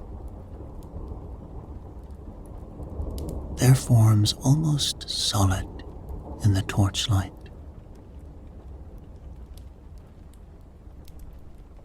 They lead you to stones you might have missed. One hidden behind fallen rocks, another still half buried in earth.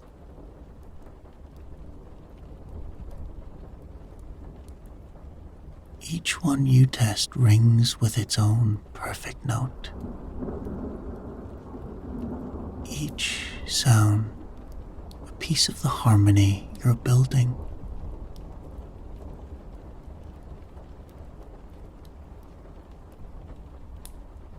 Then, just as the moon's edge appears over the quarry wall, you see it. The white stag standing at the highest point, its form gleaming like polished marble. Below it, partially revealed by moonlight, stands a stone unlike any you've seen tonight. Quartz crystals spiral through its surface in patterns that mirror the stars above.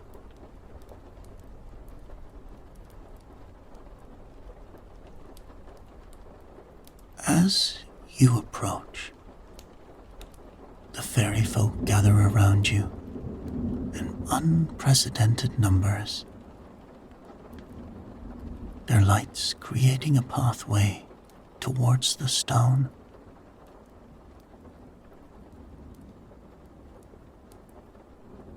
Your hand trembles slightly as you raise the yew rod. The note that rings out when you strike it silences every other sound in the quarry. It's like hearing the voice of the earth itself. Deep, powerful, and somehow familiar. As if you've known this sound since before you were born.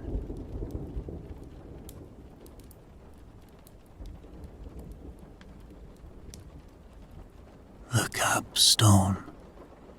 Oisin breathes, his eyes bright in the moonlight, found by one who can truly hear. The white stag dips its head once before disappearing into darkness. Its purpose fulfilled.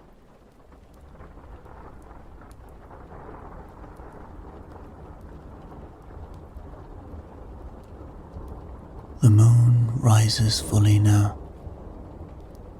casting its silver light across your chosen stones. Tomorrow, you will begin the work of moving them. But tonight, in this ancient quarry, blessed by the fairy folk, you stand among stones that sing with the music of creation itself.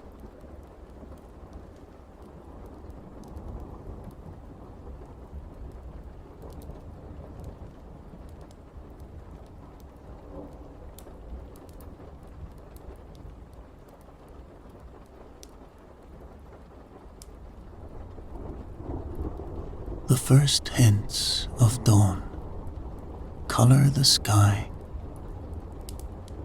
as you help Oisin place the shadow sticks in precisely measured positions.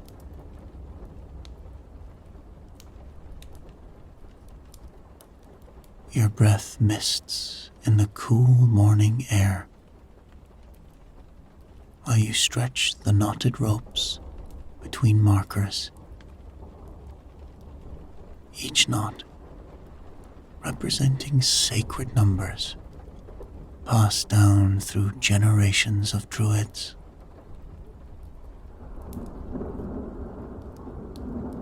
The great stone awaits on its wooden cradle, dark against the lightning sky.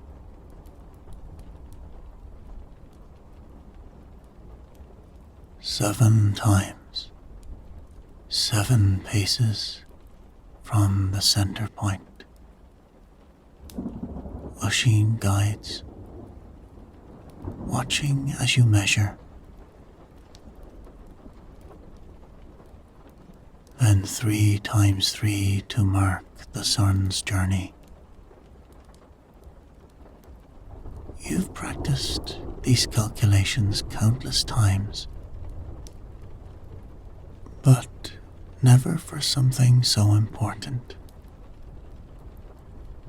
The stone must align perfectly with both the midwinter sunrise and the spring equinox, marking the turning of seasons for centuries to come.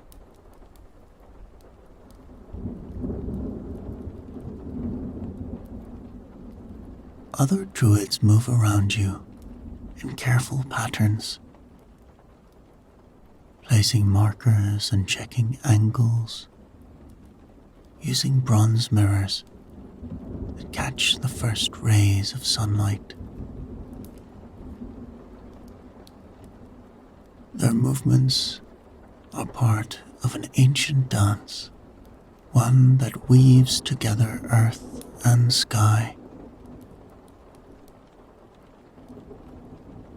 You watch how the shadows move across the carefully prepared ground,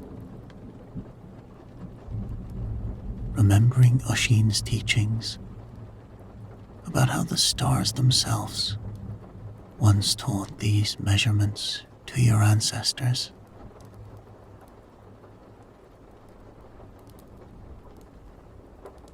There, you say, finding the exact point where multiple measurements converge.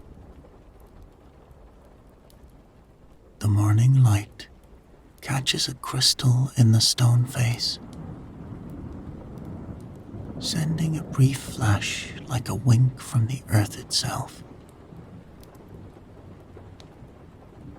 Oisin then checks your calculations using his own methods, counting the lengths in poetic meters, measuring angles against the positions of sacred trees on the horizon.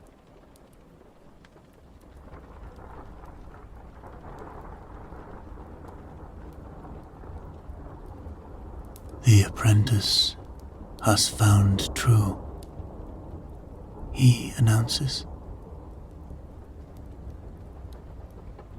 The other druids gather, forming a circle around the stone. The chanting begins softly. Ancient words that speak of raising mountains, of stars falling to earth, of the first dawn when the world was young. You take your place in the circle as the wooden rollers are positioned and the ropes are secured.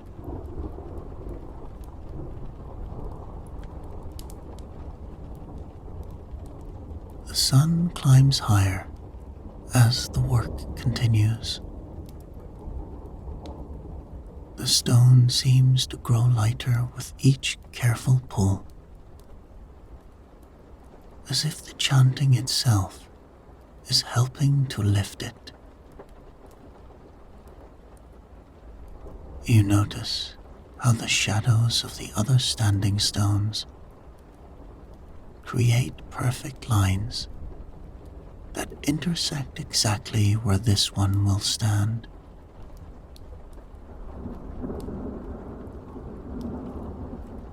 Even the birds seem to understand the importance of the movement, their songs joining with the druids' chants in strange harmony.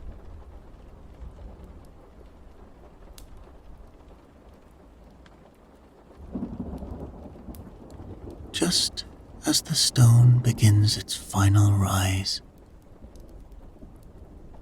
the white stag appears on a nearby ridge. It stands perfectly still, watching as the massive pillar slowly tilts upward. The sunlight catches in the stag's antlers, the exact moment the stone reaches its tipping point,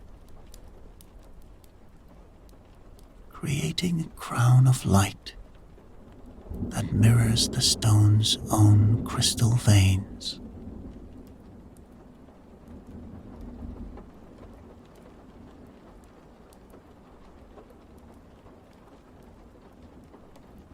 The final positioning requires both strength and absolute precision. Every druid knows their role, adjusting ropes and guides with tiny movements until the stone begins to settle into its prepared socket.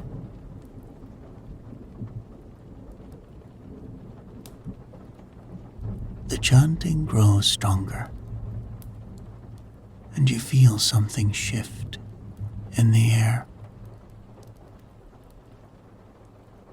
like the moment before lightning strikes.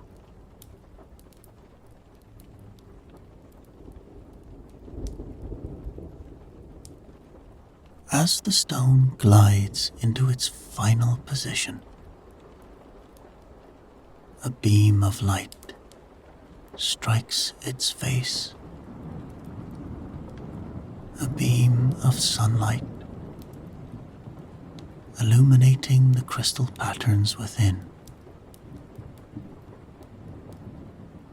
For a moment, the entire pillar seems to glow from within, its light connecting earth and sky.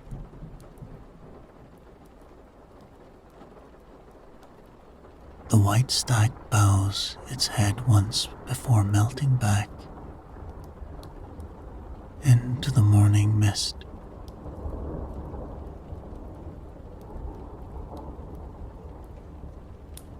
Oisin places his hand on the stone, feeling its alignment. "Perfect," he whispers,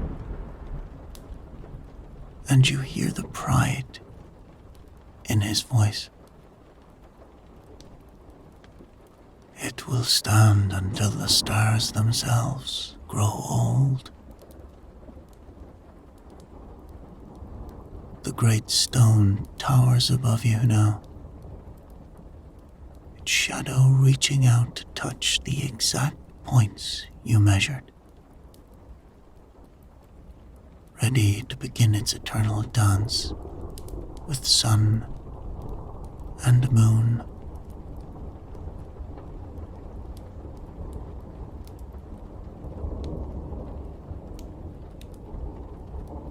As each stone rises to join the first, you begin to see the pattern emerging. Not just the physical circle, but the sacred geometry that connects earth to sky. The second stone marks the setting of the Antares, the bright star the elders call the heart of the scorpion. The third aligns the rising point of the Pleiades, star cluster known in the old tales as the Seven Sisters.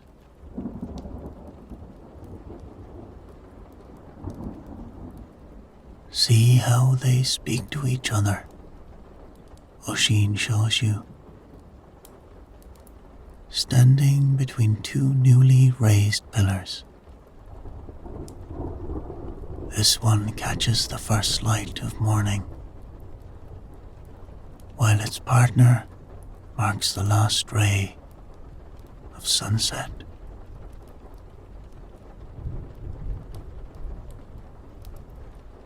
You watch the shadows play between the stones, understanding now how they'll track the wheel of the year through all the sacred festivals. The fairy folk have become constant companions during the work, their lights dancing around the circle like curious stars come down to earth.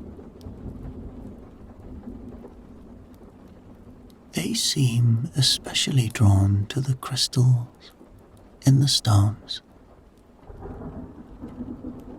their own light creating tiny rainbows that flicker across the ancient surfaces.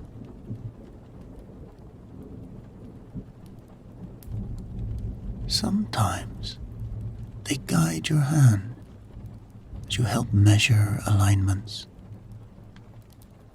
showing you secrets hidden in the rock that even the elders might miss.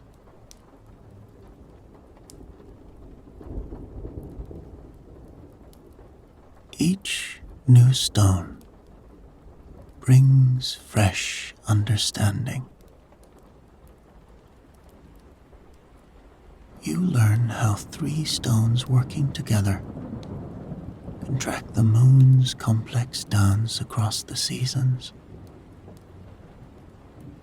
Another group forms a window that will capture the first ray of midwinter dawn, sending it to the circle's heart.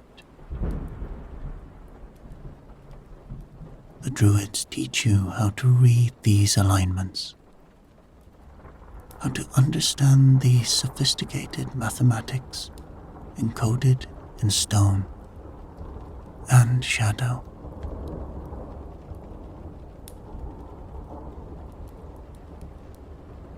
This one, you tell a younger apprentice who's watching in awe, will mark the time for planting when the oak leaves are the size of a mouse's ear. The knowledge flows naturally now, as if the stones themselves are teaching you their wisdom. And see how it partners with that darker one. Together they'll show when the salmon return to the sacred pools.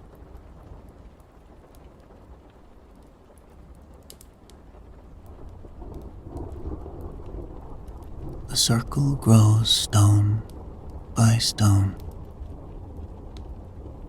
each placement accompanied by chants and ceremonies specific to its purpose. Some stones are for healing, others for teaching, still others for keeping the old stories safe.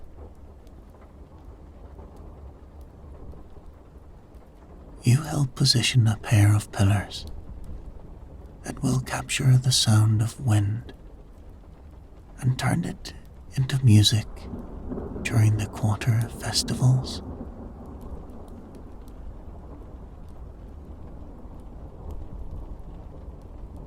As the final stone is prepared,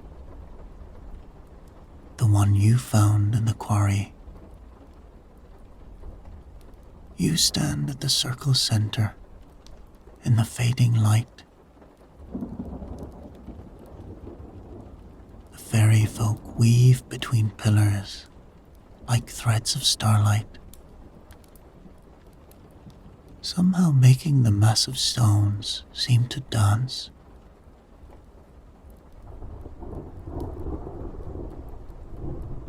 Around you, what began as separate pieces has become something greater. A calendar, a temple, a bridge between worlds.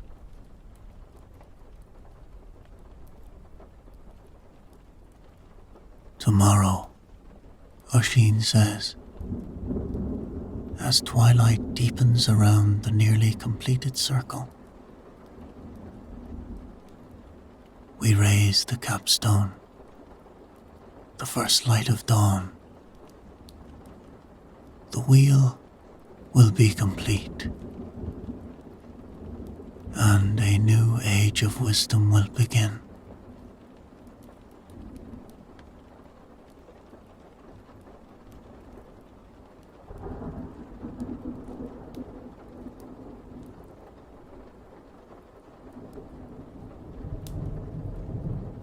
The stars begin to fade as you take your place among the druids. The completed circle rising around you, like ancient guardians in the pre-dawn light.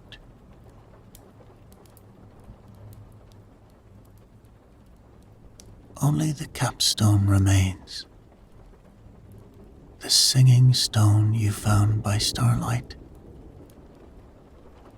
Fairy folk gather, their lights creating a second circle that mirrors the stone above.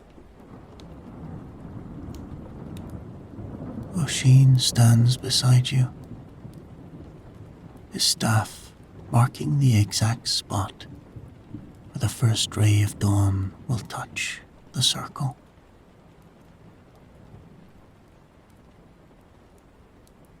Everything must align perfectly, he murmurs. Though you understand now that he means more than just the physical placement. This moment has been written in stone and starlight since the first druids learned to read the sky's wisdom.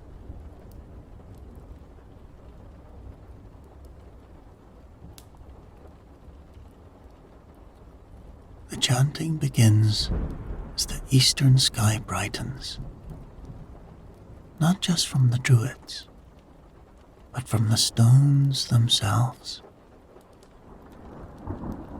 Each pillar seems to ring with its own note, awakened by the approaching dawn. You feel the sound in your bones, recognizing the same deep music you heard in the quarry. But now, woven into a complete song.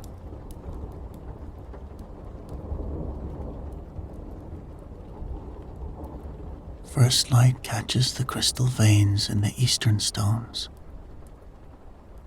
sending beams of golden radiance dancing through the circle.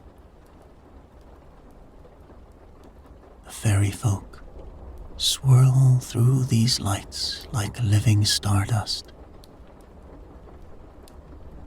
their movements creating patterns that mirror the sacred symbols carved into your mentor's staff.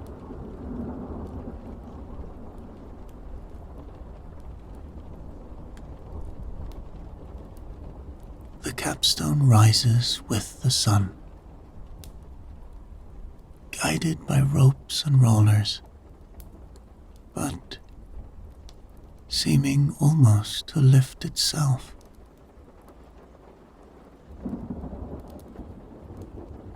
Its spiral patterns catch the dawn light, creating a display that draws gasps even from the eldest druids. As it settles into its final position, completing the circle, something shifts in the air,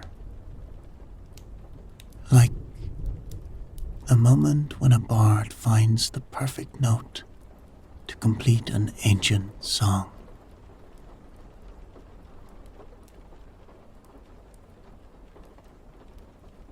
Movement draws your eye to the circle's eastern gate.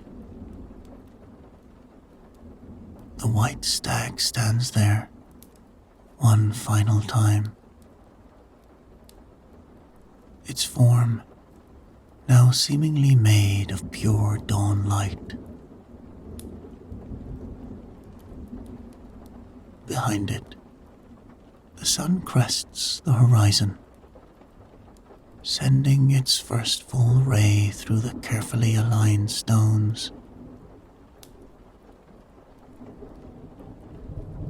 The beam strikes the capstone's center spiral, and suddenly, the entire circle is alive with light. each stone catching and reflecting the radiance in exactly the way you all planned, yet somehow more magical than you imagined. Watch, Oisin whispers, and you see how the light creates shadows that mark the wheel of the year.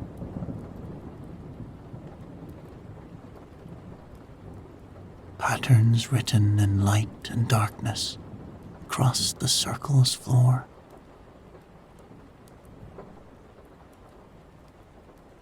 The stones you helped choose and raise will track festivals throughout countless generations, keeping the old wisdom alive in a language written in sunlight and shadow.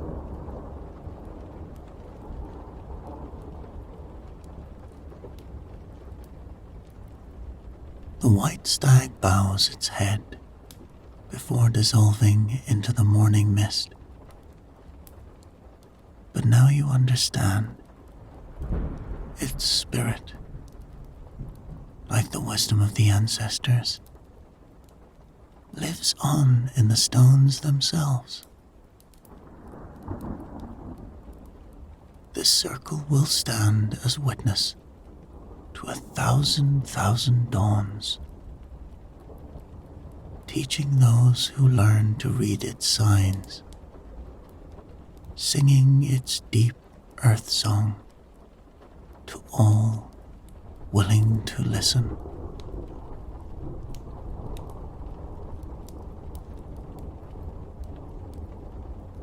As the sun rises fully into the morning sky, you feel the weight of what you've helped create.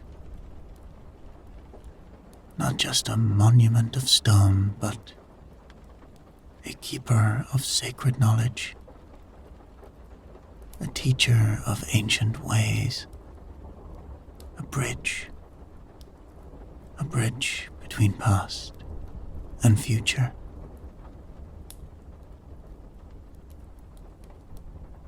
The fairy folk dance one final pattern through the stones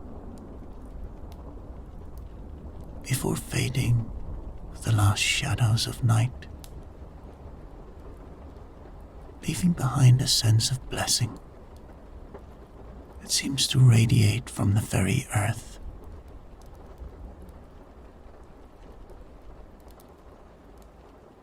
Now, Oisin says softly, his hand resting on the capstone. Now you understand why we build in stone. Some wisdom is too precious to trust to words alone. Around you, the circle hums with its own quiet music, ready to begin its eternal dance with sun and stars, keeping safe the deepest mysteries until they're needed once again.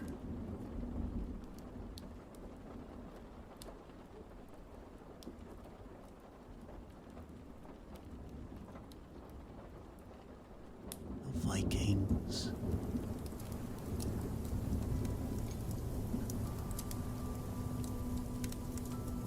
The sun hangs low on the western horizon, painting the snow-covered settlement in shades of gold and rose as you hurry through the narrow paths between stone houses.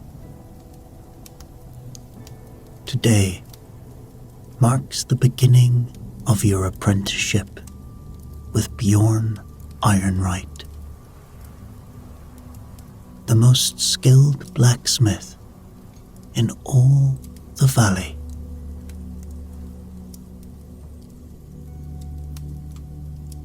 The first heavy snows of winter have transformed the landscape,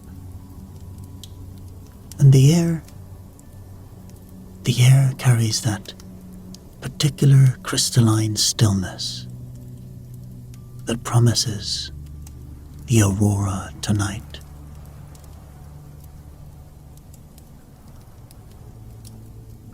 You dress carefully in layers. First, your linen under tunic. The heavy woolen outer tunic your mother wove in deep blue is next. Your leather boots, crafted by Thorkel the cobbler, fit snugly around wool-wrapped feet. The thick cloak your father traded 3 silver arm rings for wraps around your shoulders, its weight reassuring as you prepare for the evening's work.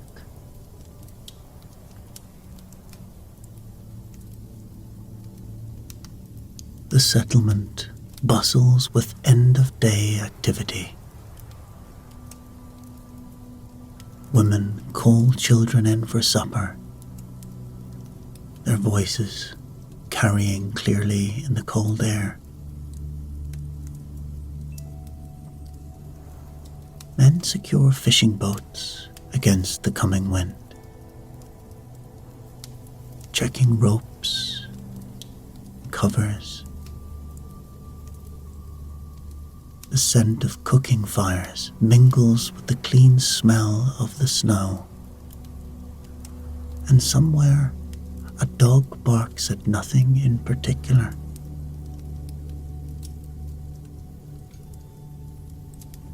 It's the comfortable chaos of a community settling in for the night.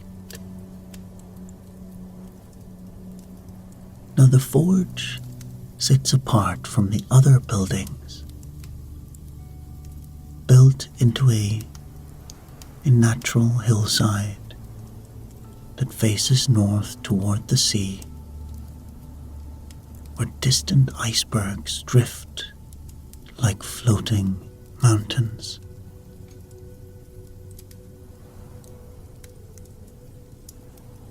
Even from several houses away, you can see the warm orange glow spilling from its doorway, and a thin line of white smoke rising straight up into the still air. The building itself seems to breathe with life, radiating warmth that you can feel even at this distance. As you approach, the scent of coal and heated iron mingles with the clean smell of snow, creating something that speaks of home and purpose and knowledge passed down through generations.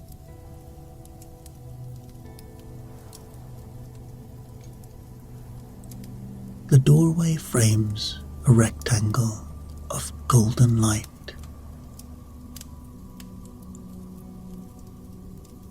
And you hear the gentle whoosh of bellows and the faint ring of metal on metal.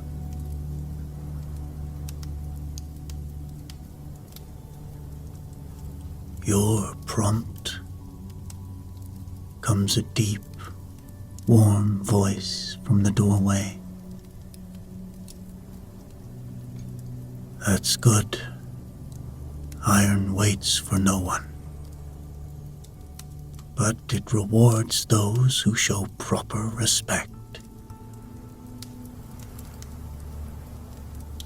Bjorn Ironwright emerges from the forge, like a figure from the old stories, and you're struck immediately by his presence.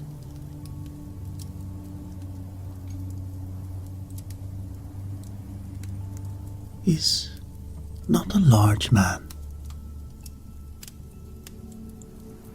in the way that Harold Oxshoulder is large. No. But there's something utterly solid about him, like a well-set anvil,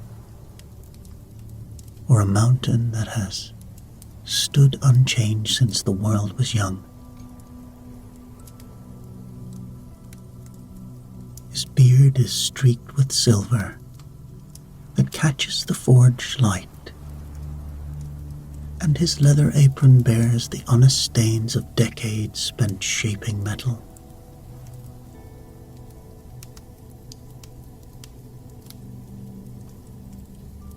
His hands, when he extends one in greeting,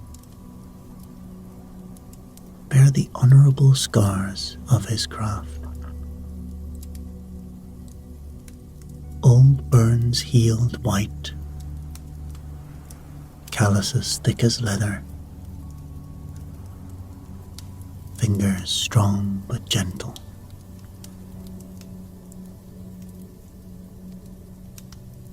His eyes are what capture your attention most. Pale blue like winter ice, but warm. Warm with kindness and sharp, with the intelligence of someone who can see potential hidden beneath rough surfaces.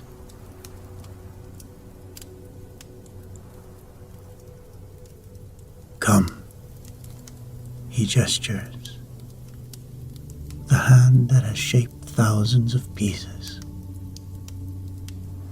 Come, let me show you your new world.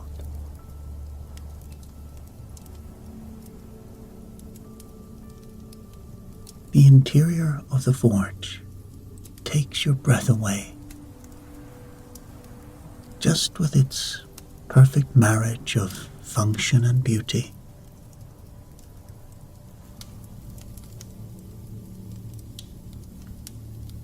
The forge itself is built into a natural hillside, its stone hearth carved from living rock, and lined with fire bricks that glow like trapped sunset.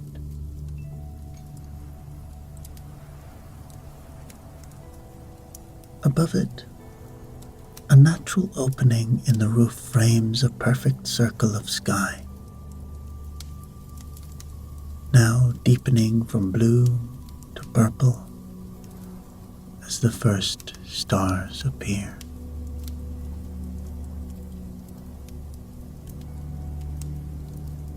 Workbenches line the walls. Their surfaces are scarred by years of use, but meticulously organized. Each tool has its proper place. Hammers of different weights hanging in order of size. There's tongs of various shapes arranged by their specific purposes. Files and rasps standing in wooden blocks like metal flowers.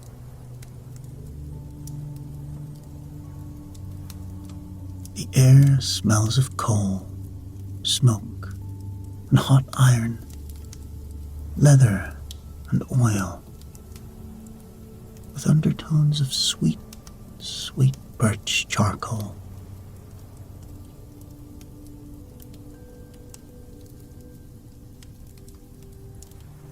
The anvil stands central and proud in the workspace.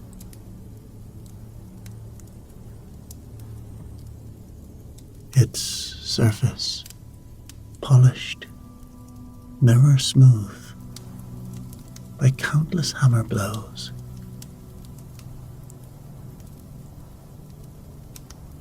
It's massive, so massive, easily the weight of two strong men. and you can see the care with which it's been maintained. Not a chip mars its face. Nothing disturbs its perfect working surface. This is the heart of the forge, the altar where iron is transformed.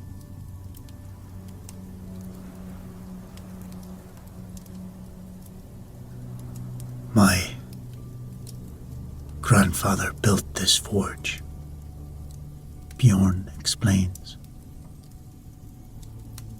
running his scarred hand along the fitted stone walls with obvious affection. He chose this spot because the northern light shined directly through that opening. Our people believed the aurora carries the spirits of great smiths, and iron worked beneath their dancing light holds special strength and beauty.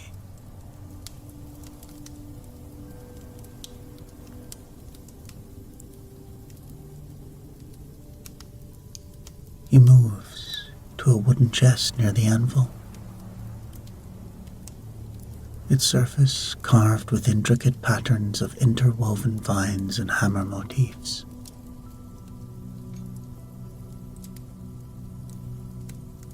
From within, he withdraws several pieces of iron, each different in character. This came from the bog iron found in our valley, he says, holding up a piece of dark, rough metal. It's traveled from the earth's heart to reach us, sleeping in the peat for centuries until we awakened it. Bog iron alone lacks the carbon for a good blade. A fold in steel from the southern traders, or build up the carbon with careful forge work.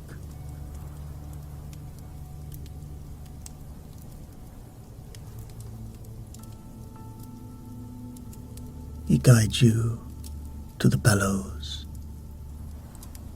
magnificent leather contraption, larger than you expected, with wooden handles worn smooth by generations of apprentice hands. Here, he says, placing your hands on the warm wood, positioning your stance with the patience of a born teacher. Feel the rhythm, like breathing for the forge itself. Steady, patient, never rushing. Fire must have air to live, but too much burns the fuel wastefully.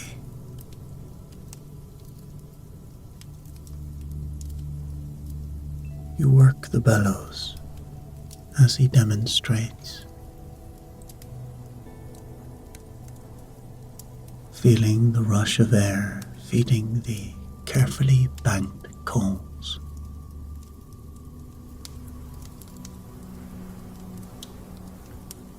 The fire responds immediately, glowing brighter with each stroke. And you begin to understand that blacksmithing is not just about hitting hot metal. It's an intricate conversation between smith, fire, air, and iron. Each element playing its vital part.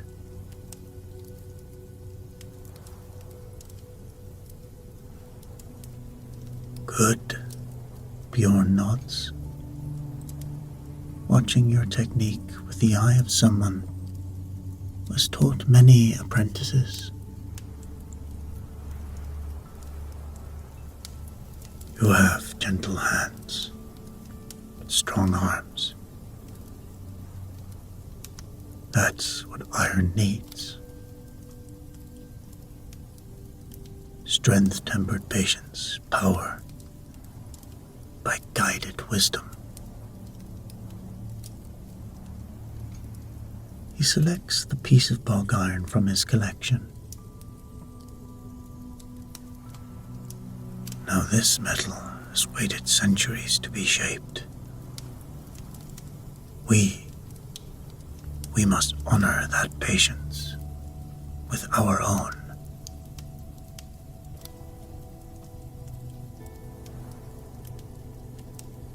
So he places the iron in the heart of the fire, nestling it among the brightest coals where the heat glows white hot. Watch the color, he instructs,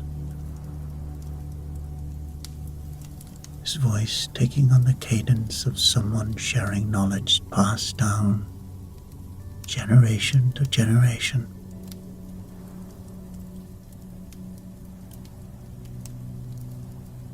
Black iron is sleeping, cold and unready. Red iron is waking, beginning to feel the fire's song. Orange iron is eager to be shaped, its molecules dancing with heat. Yellow iron is singing, ready for the hammer's dance. White iron is dangerous, too hot, angry with too much fire.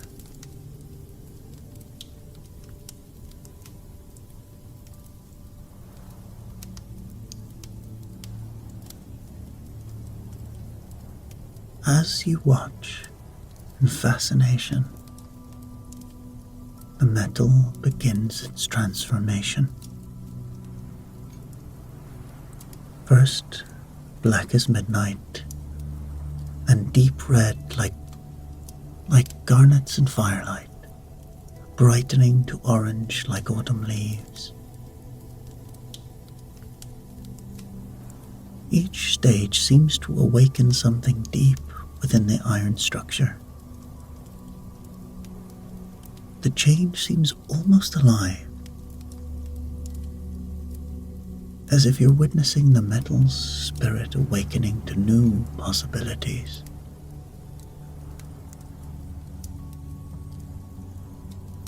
Above you, through the circular opening, true darkness has fallen.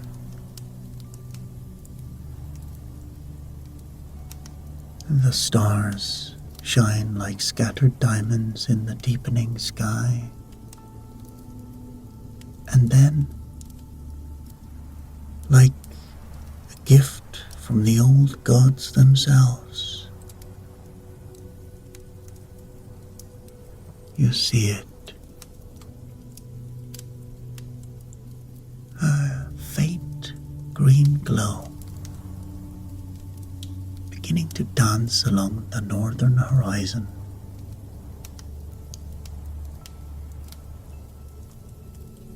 Ah, Bjorn breathes,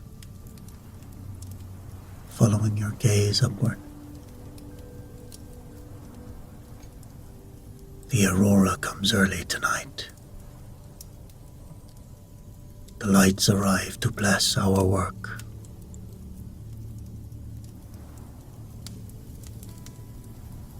The northern lights strengthen as you watch, flowing in gentle ribbons of green and blue across the star-filled sky. The ethereal glow glitters down through the roof opening, adding a strange quality to the forge's warm light.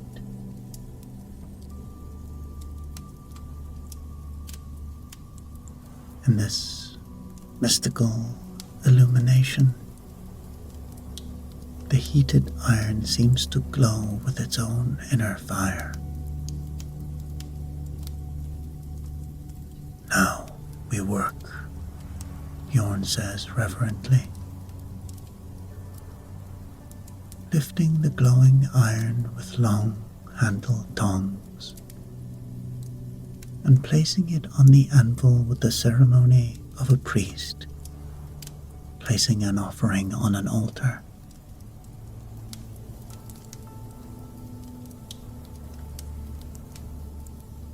He hands you a hammer, smaller than his own massive tool, but perfectly balanced for your grip, its handle worn smooth by previous apprentices. Iron tells you what it wants to become. Our job is to listen carefully and guide, never to force or fight.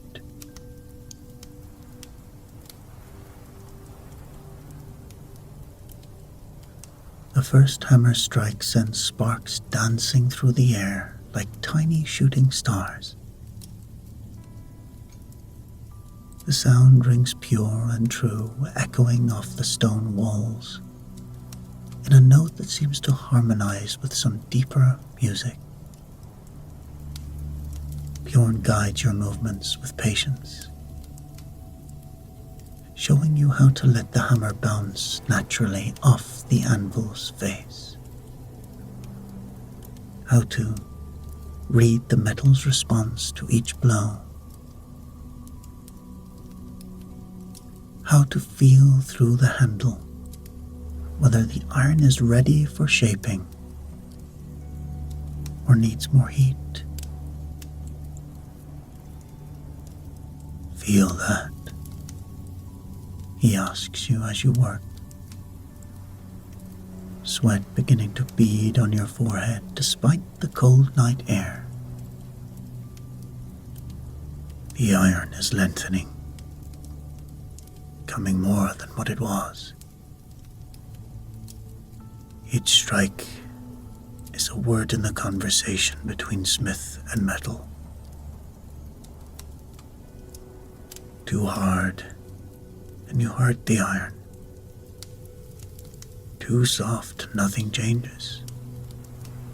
Just right, and the metal flows like honey.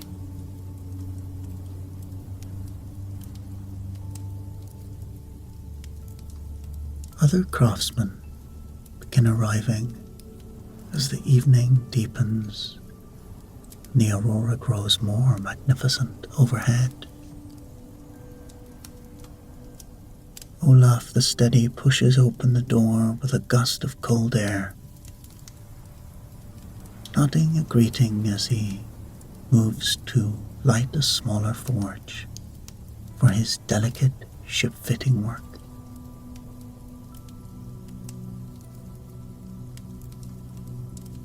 His weathered face creases in a smile at the sight of a new apprentice.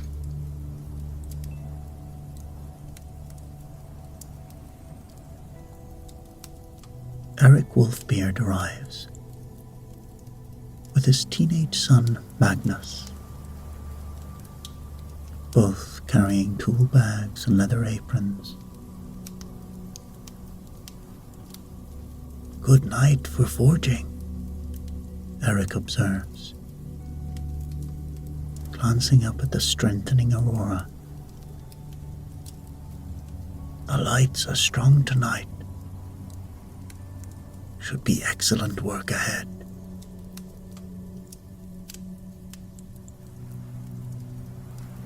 Soon, the workspace fills with the comfortable sounds of multiple projects underway. the varied rings of different hammers on different anvils, the whoosh of several sets of bellows, the occasional hiss of hot metal meeting water or oil.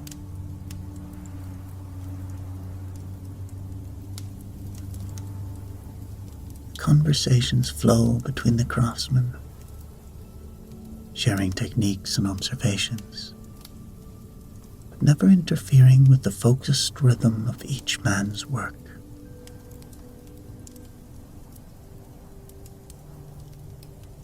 In winter, we become a community of fire, Bjorn explains, as he demonstrates more advanced techniques on his own piece. A complex spear point with a decorated socket. The long darkness, it gives us time to finish our work, and the cold air makes the tempering crisp and true.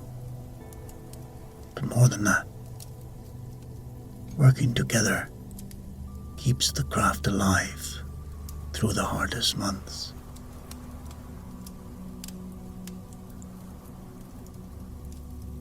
He pulls a piece of iron from a special wooden chest, and even in the forge light, you can see this metal is different. It has a subtle luster, a quality that seems to catch and hold light in unusual ways. This has been blessed under 7 auroras, he explains. Worked only on nights when the light stands. Tonight, I'll teach you to forge something worthy of such metal.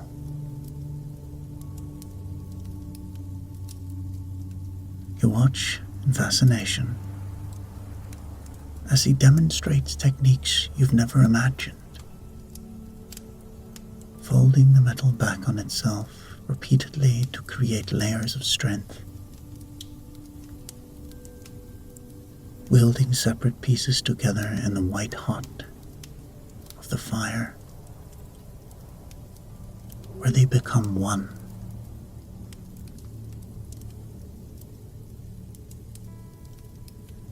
His movements are fluid and precise, a result of decades of practice, yet there's something almost meditative about his work, as if he's participating in an old ritual rather than simply making tools.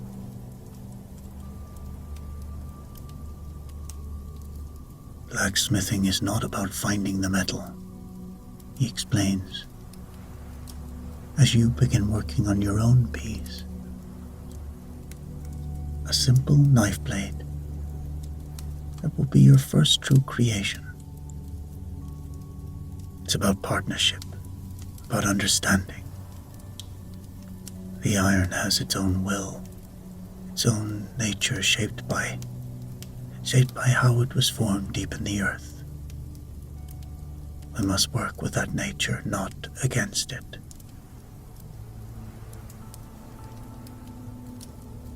The aurora overhead has strengthened to a magnificent display. Great curtains of green and blue light flowing and dancing directly above the forge opening. The ethereal illumination transforms everything it touches. The heated iron glows like captured starfire.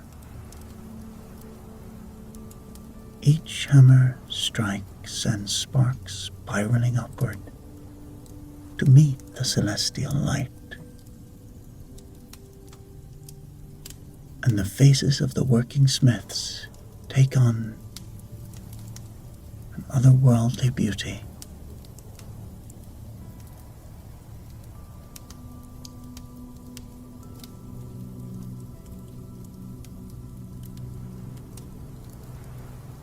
You work carefully, following Bjorn's patient instructions. Heat the metal, strike it through, fold it back on itself. Your arms begin to ache with good tiredness, and your face glows from the forge heat. There's something deeply satisfying about this work that goes beyond the physical. You're participating in something that connects you to countless generations of smiths. Then, disaster strikes. Eager to make progress, excited by the work, you pump the bellows too enthusiastically.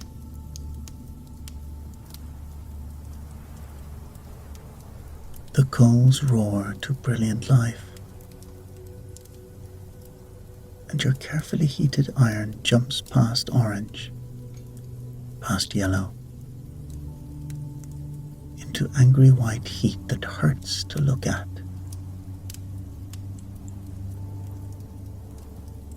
Wait, Bjorn calls sharply.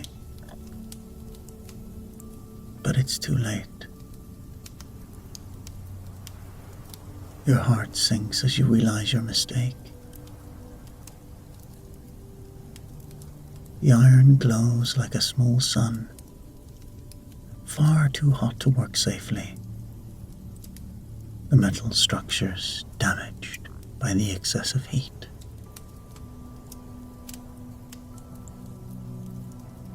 White iron is dangerous, Bjorn says. Too hot, too angry. The metal, it becomes weak and brittle, like a man who loses his temper. He guides you to set the ruined piece aside. We must let it cool completely and begin again with fresh iron. Disappointment washes over you like cold water.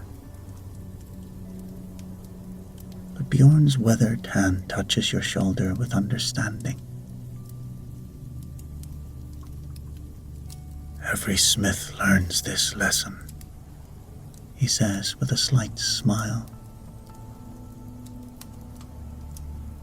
I ruined my first 3 attempts exactly the same way.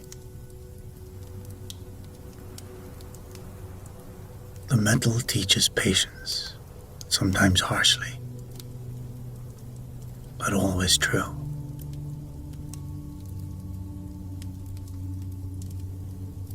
As the overheated iron cools slowly in a corner, Bjorn selects another piece from his chest.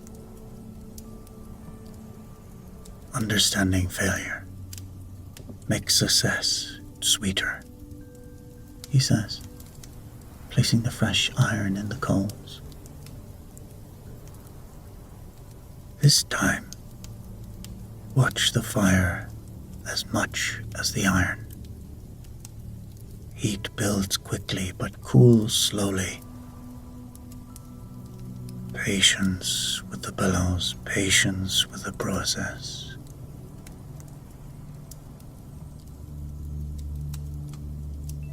Starting over, you work with new respect for the delicate balance required. This time, you pump the bellows gently, steadily, watching the colors change gradually through the spectrum. When the iron reaches perfect orange heat, you maintain it there, patient and controlled, learning to read the metal's needs. Much better, Bjorn approves, watching your technique. Now you're listening to the metal, instead of forcing it to your will. That's the difference between a blacksmith and someone who just hits hot iron.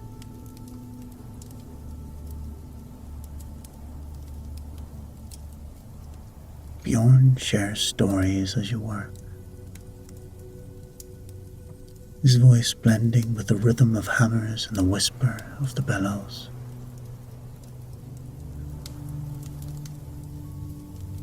He tells tales of legendary smiths who could forge swords that never dulled, of armor that turned aside any blade, of the first smith who learned his craft by watching the aurora dance and discovering that its patterns matched the flow of perfectly heated metal.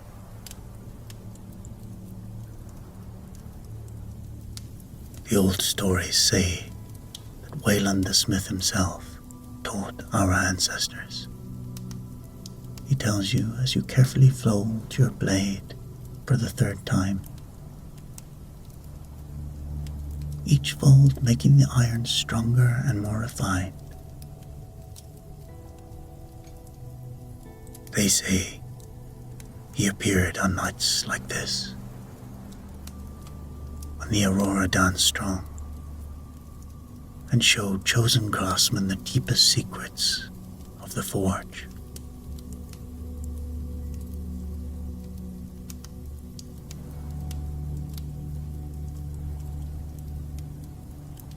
As midnight approaches, the aurora reaches its peak intensity. Streams of green and blue light flowing across the entire dome of sky, pulsing and dancing in patterns that seem to match the rhythm of your work.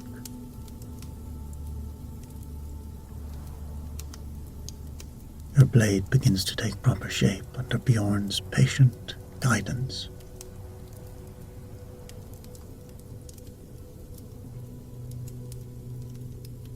You've learned to read the metal's moods, when it wants to be struck, when it needs more heat,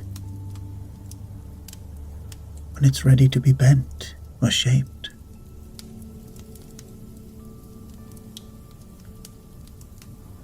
Time for the edge, Bjorn announces when the blade has reached the proper shape and thickness.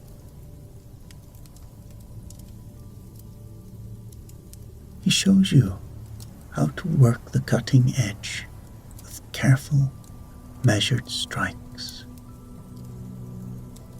tapering it gradually while maintaining the correct angle. A blade must be sharp,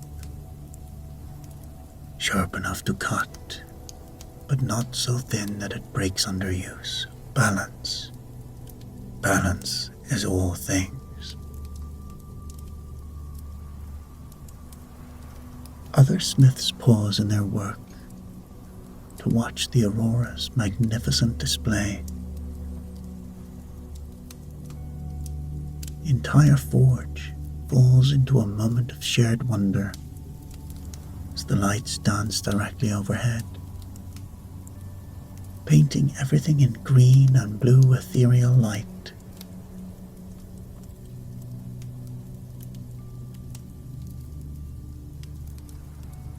In that moment, you understand why the old smiths believed the aurora carried messages from the gods.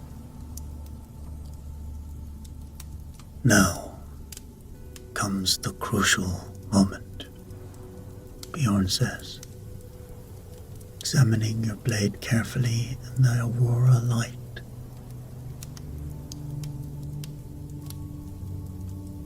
The metal glows with perfect orange heat, ready for the transformation that will determine its final character. The quenching. This will decide whether your blade holds a keen edge, becomes brittle and useless, He prepares a tub of oil,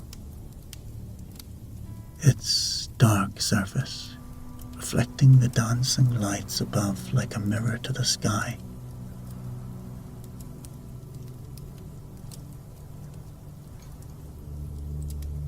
Hot iron into cool oil, the marriage of fire and water, the union of opposites that creates true strength. Your heart pounds as you hold the glowing blade with steady tongs, preparing for this crucial moment. Bjorn nods encouragingly, and you plunge the hot metal into the oil. The quench tank erupts in dramatic fashion. Flames dance on the surface, smoke billows upwards, and the oil hisses and bubbles around the cooling metal. When you withdraw the blade, it has transformed once again, harder now, but potentially brittle.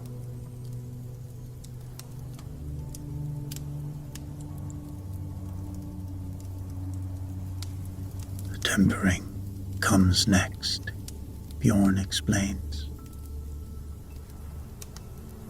already preparing the forge for the delicate reheating process.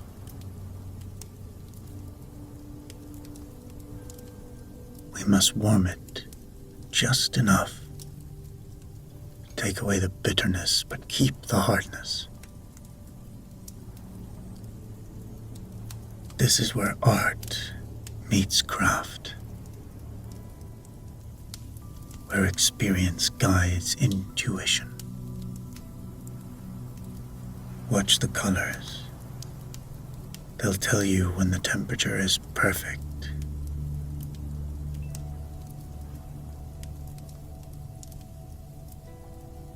Under the aurora's gentle light, you watch the blade's surface shift through a subtle spectrum of color as it reheats. Pale yellow like fresh butter, then gold like honey, then perfect straw color like ripe grain. There, Bjorn says when the straw color deepens slightly.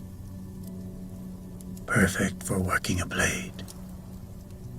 You remove it from the heat, letting it air cool naturally to its final hardness. The handle comes next. Carved oak that Bjorn helps you shape with specialized tools, wrapped with leather strips that you learn to braid in traditional patterns.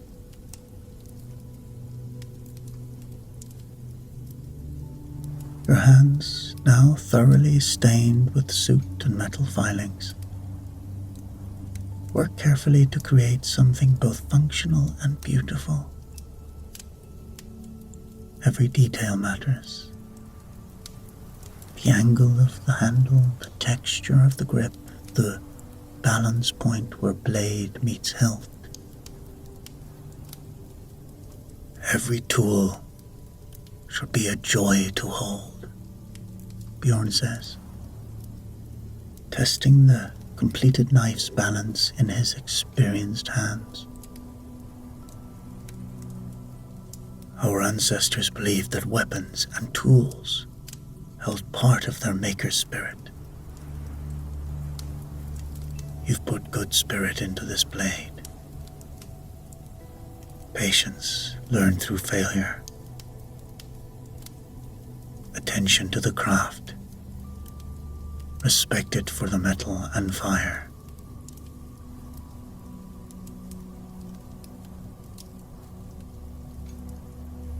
As the aurora begins to fade toward dawn, the other smiths gather to examine your completed knife with the serious attention that craftsmen give to one another's work.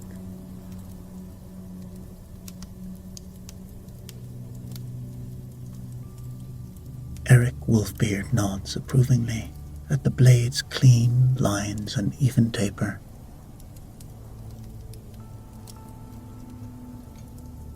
Olaf tests the edge carefully on a piece of leather and grins at its perfect sharpness.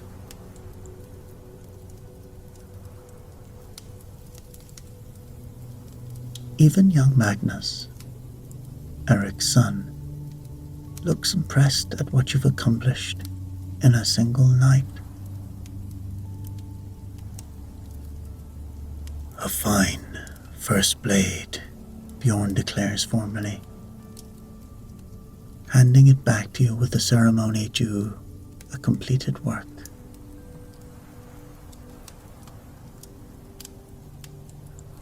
Made under the dancing lights, shaped by young hands learning the old ways.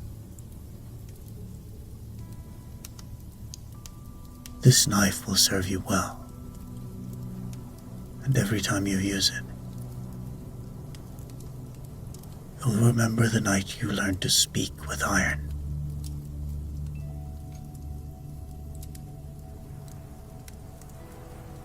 You hold the knife reverently, feeling its perfect weight and balance. The handle fits your grip as if made specifically for your hand. The blade catches the fading aurora light with a subtle gleam that speaks of quality. It seems impossible that this beautiful, functional tool emerged from the raw bog iron through the work of your own hands, yet here it is. Tangible proof of what patient craft and good teaching can accomplish.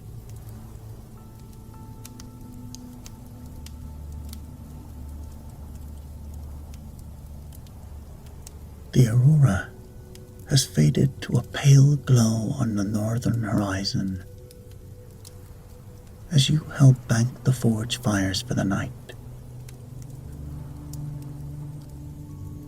Bjorn shows you the careful process of covering the coals with fine ash so that they'll hold their heat until tomorrow. How to clean and organize each tool in its proper place. How to leave the workspace ready for the next evening's labor.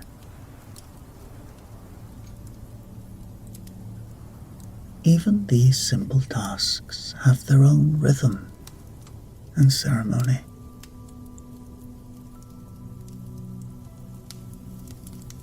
This is only the beginning, he tells you as you prepare to leave.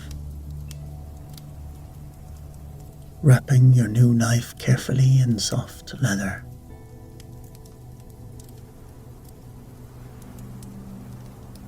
Tomorrow, we'll start a spear point. More complex curves, different challenges. Next week, perhaps horseshoes or ship nails. Each project teaches new lessons, and the aurora will light our work through the long winter months ahead. Walking home through the sleeping settlement, you carry your new knife with profound pride. The northern lights still flicker faintly, and you understand now why the old smiths believed they carried the spirits of master craftsmen. There was something almost alive about the way the aurora danced above your work tonight. Something that made each hammer blow feel guided and sure.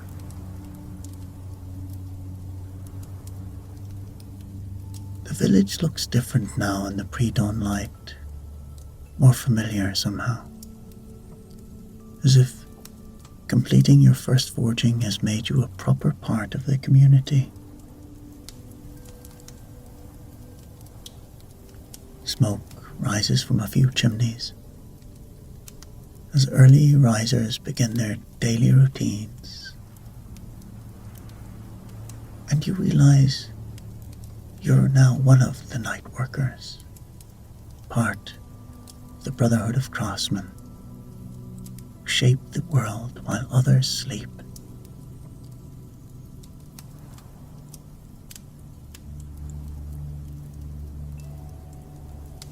In your cottage, you carefully wrap the knife in soft wool and place it in the wooden chest where you keep all your most precious possessions. Outside, the first rays of dawn touch the snow-covered roofs, but you're already looking forward to evening. Hopefully, the aurora will return and the forge will glow again with welcome warmth.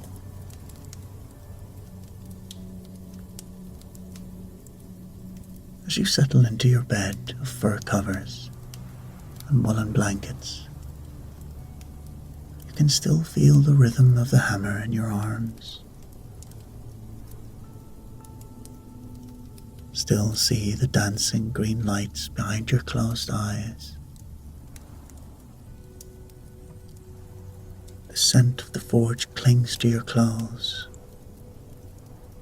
and your hair like a badge of honor. And your hands, newly calloused and stained with honest work, feel different. Like the hands of someone who knows how to shape the world with fire and iron and patient skill.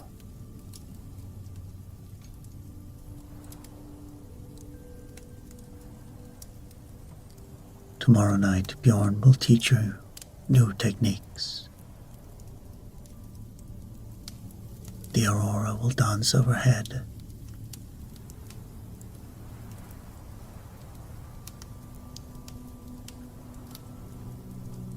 Tonight, you rest with the deep satisfaction of having created something beautiful and useful with your own hands.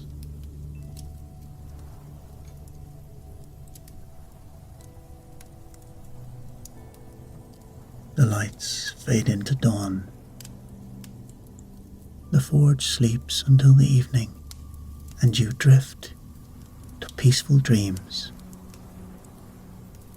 filled with flowing metal and dancing lights. Dreams as old as smithcraft itself. Dreams that have visited apprentices for thousands of years.